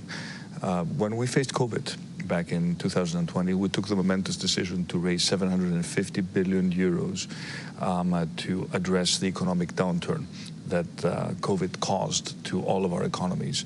And this money is currently deployed. This was a European facility. So it seems to me that if we have raised 750 billion euros for the green and the digital transition to support our competitiveness, to protect jobs, it would be reasonable if we could raise a significantly lower sum at the European level to strengthen our European defense initiatives. Right, and that would get us beyond always a discussion about the 2%, right? Also, it's ways to get to the 2%, but also ways to increase capabilities and integrated capabilities across Europe. And of course, also ways to strengthen also our European defense industry at a time when we talk a lot about strategic autonomy, when the issue of competitiveness is at the top of our agenda, bolstering European defense cooperation, European innovation. We've made some first steps at the European level in that direction, but we clearly need to do more. And speaking of doing more, Greece has done an incredible amount for Ukraine. You're one of the leading states in terms of providing the Ukrainians with missiles, with ammunition. What more do you think NATO needs to do quickly, and how can we get there, right? A key theme throughout this past year really has been speed and NATO's ability or lack thereof to get things to Ukraine fast enough. And that's been a problem we've had in the United States too. How do you think things might shift over the next few months, or what could be most meaningful to get us to act faster? Well, first of all, I think Europe has stepped up to the plate and has delivered. Back in 2022, I think many, including many in Moscow, would have placed bets on the inability of Europe to remain united when it comes to supporting. They were wrong. Europe remains united. We are providing Ukraine with European financial assistance, 50 billion euros. It's a significant package that we agreed a few months ago, but also member states are providing Ukraine with defense capabilities to the best of our abilities, and we will continue to do so. And initiatives such as the Czech initiative, for example, have proven to be very efficient in terms of delivering aid to Ukraine as quickly as possible. But at the same time, we need to look at the holes this has created to our own defense capabilities. And as much as we talk about sophisticated systems, we also need to make sure that we have the basics. I mean, Ukraine demonstrated how important, for example, 155 shells are, and that not everything is going to be sort of as technology-driven in a modern war as many people thought. So making sure that we also streamline production, strengthen our stockpiles, while at the same time having the capability to support Ukraine. This is a challenge that we have to meet. Right. Quantity matters. Quantity and quality, yeah. Can you tell us a little bit more about the Czech initiative that you just mentioned in passing? Well, I think the Czech initiative has proven to be an efficient way of transferring weapon systems to Ukraine. Many countries have joined that initiative, and as you pointed out, now it's just up to speed and making sure that the necessary transactions, whenever they involve, for example, sale of equipment, take place as quickly as possible. And it seems to me that this is one avenue which is worth exploring further.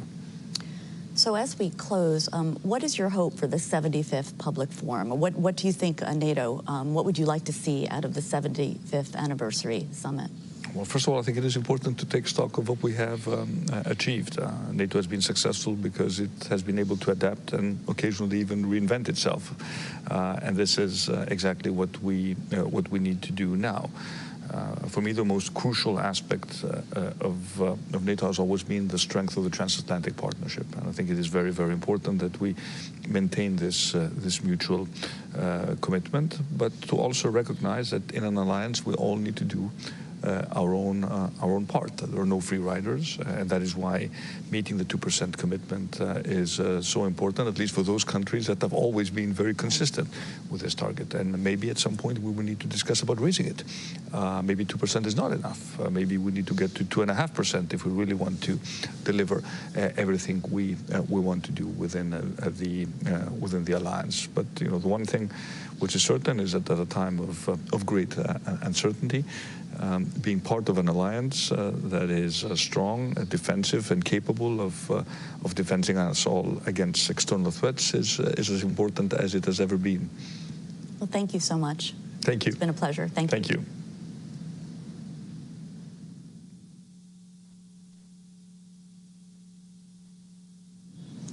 Good morning, everyone, from Washington, D.C. at the NATO Public Forum.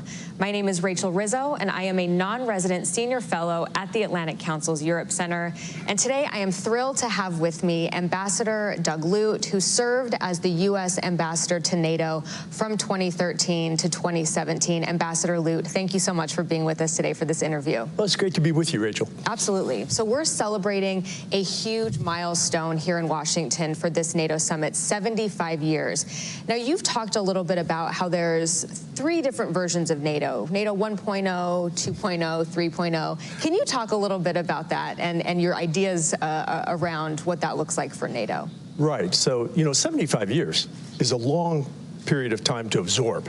And so I think it's useful to unpack the 75-year history of the alliance, now the longest-serving alliance in modern history, right, into these 3 periods. And 1.0, 2.0, 3.0 is sort of a nod to the next generation, right? I count the first period, the first segment of NATO history, marking from 1949 for 40 years to 1989. And obviously the fall of the Berlin Wall, and then the aftershocks of the fall of the Berlin Wall in November of '89, which eventually 2 years later saw the dissolution of the Soviet Union. And during NATO 1.0, you had the bipolar global standoff between the West and the Soviet Union, most prominently with the Iron Curtain running north to south and dividing Europe itself. And this was a period of the zero-sum game. If something was good for one side, it was bad for the other. And it really spoke to the original purpose of NATO, which was the defense of the 12 allies itself.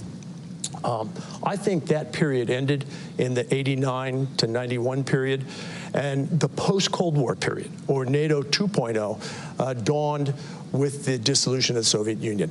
I count NATO 2.0 as running for about 25 years, so from roughly 1989 to 2014. And in that NATO 2.0 period, we had some dramatic changes. I mean, the original cause of NATO, the threat from the Soviet Union had disappeared, at least briefly. We'll come to that, right? And NATO began to question its purpose, its standing in the world, and so forth. And it found its feet. It did so by, first of all, enlarging its membership. So this is a period when the first Central and Eastern European countries joined the alliance. Now the first 3 are celebrating their 25th anniversary, also simultaneous with the NATO 75th anniversary this week. It also saw NATO look beyond its borders and make a very simple, logical statement, which is that the allies themselves are more secure if beyond our borders, our neighborhood is more stable. And this ushered in the idea of NATO partnerships. This began, of course, in the early 1990s with Partnership for Peace, and now it's extended to some 40 partners that range geographically from Mauritania to Japan. And these diverse set of partners really bring a great value to the alliance. They give us not only insight into regions beyond our borders that are critical to NATO security itself, but they also gain by way of access to NATO military standards, essentially the gold standard of military interoperability, access to the NATO school system, and so forth. So this two-way street of NATO partnerships began in this NATO 2.0 period. And we even fashioned a partnership, as unusual as it may seem today, with the Russian Federation, the successor to the Soviet Union. I think that that partnership was well-intentioned. It was exploring the potential that NATO could actually have meaningful, reliable relations with its largest geographic military neighbor. And I think that that experiment, that exploration actually marked the end of NATO 2.0 with the Russian seizing and illegally annexing Crimea, destabilizing the Donbass, and so forth. And so I think in 2014, we really began to see a move towards NATO 3.0. And that's the period we're still in. And much of the substance of this summit has to do with this transition from NATO 2.0 to NATO 3.0 and how NATO will continue to adapt as we face new challenges. So we're at 75 years, the longest military alliance in history. The next big milestone is going to be 100 years. What is that going to look like?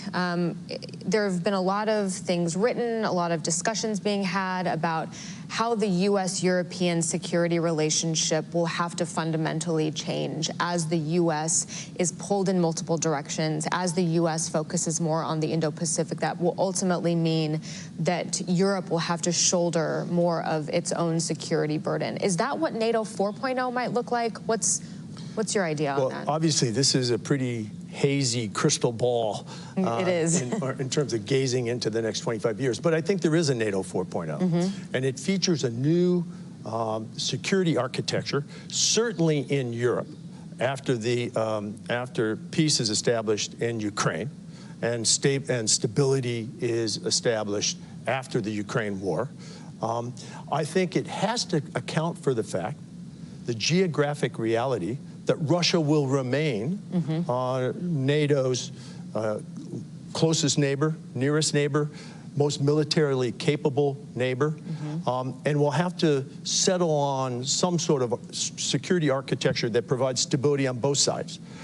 And I think increasingly, as your question suggests, it's got to account for the fact that security is perhaps more than ever, a global equation, a global dynamic, and will have to account for the looming competition with China, which NATO now formally recognizes by way of its strategic concept.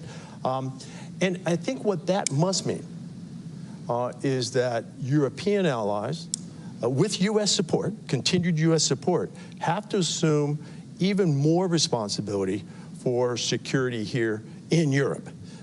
That doesn't mean the absence of the United States, but it means a more equitable balance from the roughly 70%, 30% distribution that we see today. So if I were to predict 25 years with some hazard, I'd suggest those are some cornerstones of NATO 4.0. One of the major meetings that's going to happen at this summit is alongside NATO's Indo-Pacific partners. And there's sort of a debate happening in Washington about the role that NATO has to play in the Indo-Pacific. Secretary General Stoltenberg has made it clear that this is not about NATO pushing itself into the Indo-Pacific, but it's a response to China's inroads throughout Europe. But there's also another side of that debate where people say, look, NATO's main area, its main theater of operations is the European continent. Its main adversary is Russia, and that's what it should be focusing on. What are your thoughts on how NATO should navigate this new geographical challenge when it comes to China and the Indo-Pacific? Well, I think the first point to make very clear is that the NATO treaty itself lays out the geographic confines of the alliance. So it is the North Atlantic area. And so NATO doesn't have a treaty obligation beyond the North Atlantic, so not into the Indo-Pacific, for example. But it's undeniable that the looming, in fact, I would argue already ongoing competition with China will have a direct impact on not only Europe, but also North America. I mean, we're seeing this play out in so many ways. I think Secretary of State Tony Blinken made this quite clear in his interview earlier today. I think for European allies, one of the things that has to be of concern is the buying up by China of commercial infrastructure in Europe, which is actually not just civilian infrastructure, but dual purpose infrastructure. So here you see this pattern, this trend of Chinese investment and purchasing of seaports, transportation infrastructure, energy infrastructure, mass communications infrastructure, and so forth. And it's, I think, increasingly important that NATO and our partners at the European Union appreciate that these are dual purpose, and that rail lines, for example, or ports used by commercial entities are also a part of the military equation. So I think being more aware of Chinese attempts to influence Europe by way of commercial infiltration with the expectation that there's a political payoff down the road after these commercial investments are made. That's a place for us to be much more aware. And I think it illustrates China's end game, China's long game, which is the Belt and Road Initiative leading to the marketplace of Western Europe, and with the idea of commercial infiltration leading eventually to political influence. So we're here in Washington, just blocks away from where the Washington Treaty was signed at the Mellon Auditorium back in April of 1949. There were 12 original NATO members. We're now at 32. What do you think would surprise those original founders about where the alliance has been and where it is today? Right. Well, first of all, I think they'd be surprised that we're at 75. Right. Okay. I mean, I don't think anybody does something today and imagines where he or she will be in 75 years. Right. So I think they would be surprised. The 12 founders would be surprised at the durability of the alliance. And I think that they would remark that the source of that durability is actually in the second sentence of the Washington Treaty that cites that all the signatories to the treaty will abide by and believe in 3 democratic principles, which I think are the glue of the alliance and largely account for how we made it to 75, right? And those 3 are democracy, individual liberty, and rule of law. Now look, NATO was at 12 and is today at 32, a alliance of democracies. But there's 32 varieties of democracies here. And each of those I would offer, and humbly as an American, citing American democracy as well, each of them is a work in progress. But the fact that we're founded on these core values, I think, is part of the reason that, that we've been this durable. And I think that the founders would be proud of that second sentence. Yeah. I also think they have to be surprised at the geographic scope of the alliance. I mean, I don't imagine any of them could have thought of 12 becoming 32. I think that they'd marvel at that. I think with the Washington Treaty being signed in Washington, right, that they'd be shocked that the only time Article 5 has been invoked in these 75 years had nothing to do with an attack in Western Europe, had nothing to do with America responding to that attack and reinforcing our European allies, had nothing to do with the Soviet Union. But in fact, on the day, September 11th, right, it was actually the inverse of all that. It was Europe coming to the assistance of America, to include, in part, because of an attack here in Washington. So they'd be surprised about Article 5. I'd also remark, though, these photos make clear that the 12 men who signed the Washington Treaty, I think would be surprised today at the role of women in leadership positions in NATO at multiple levels. So head of state and government, ministers, both foreign and defense ministers, the NATO staff, ambassadors, and so forth. I would add there that today, perhaps we should be surprised that there aren't more women in prominent roles in NATO. So I think there's a lot to be surprised at. One thing that they would not be surprised at. That's my next question. I'll preempt your next question. They would not be surprised that NATO today is rallying in the face of Russian aggression. Yeah. That, of course, was the original forming cause of NATO. And today, I think, the founders would see a familiar Russia in terms of imperialist designs and aggression on its neighbors. They probably wouldn't be surprised. They probably would also be surprised that we're trying to get Germany to spend more on defense and do more and be more forward-leaning as well. Perhaps. Perhaps. Maybe even the Germans are a little surprised. Yeah, there's a lot of surprise that has happened since 1949. You know, finally, one of the main headlines at this alliance, or at this specific summit, is what the alliance is delivering for Ukraine. There's a lot of talk about a bridge to membership that's well lit, that is short. But there's also been criticism that the weapons that we've been giving them have so many caveats on them that we're having Ukraine fight with one hand tied behind its back. What are your thoughts on the deliverables for Ukraine at this summit? Well, I think that the military deliverables and the political deliverables, these two parallel tracks or lines of effort for Ukraine, are predictable and quite candidly, quite modest. Yeah. I would have liked to have seen even more progress on military assistance and on fulfilling the commitment that Ukraine politically will eventually become a member.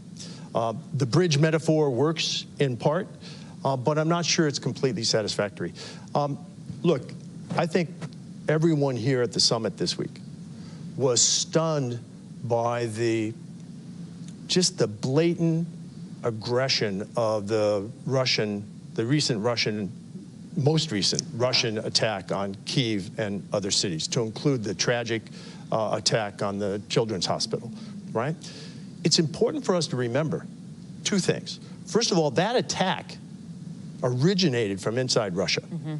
And the base from which that attack was launched is essentially in sanctuary because it is beyond the ability of Ukrainian indigenous capacity to strike it.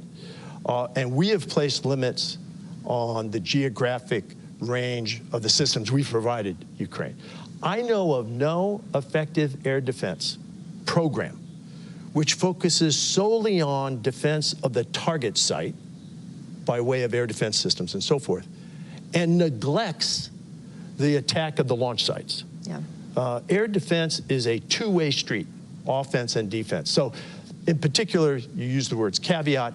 I think that the restrictions, the caveats that we've placed and others have placed on some of our systems are not justifiable in legal terms. These are legitimate military targets, and they don't make sense in terms of military science.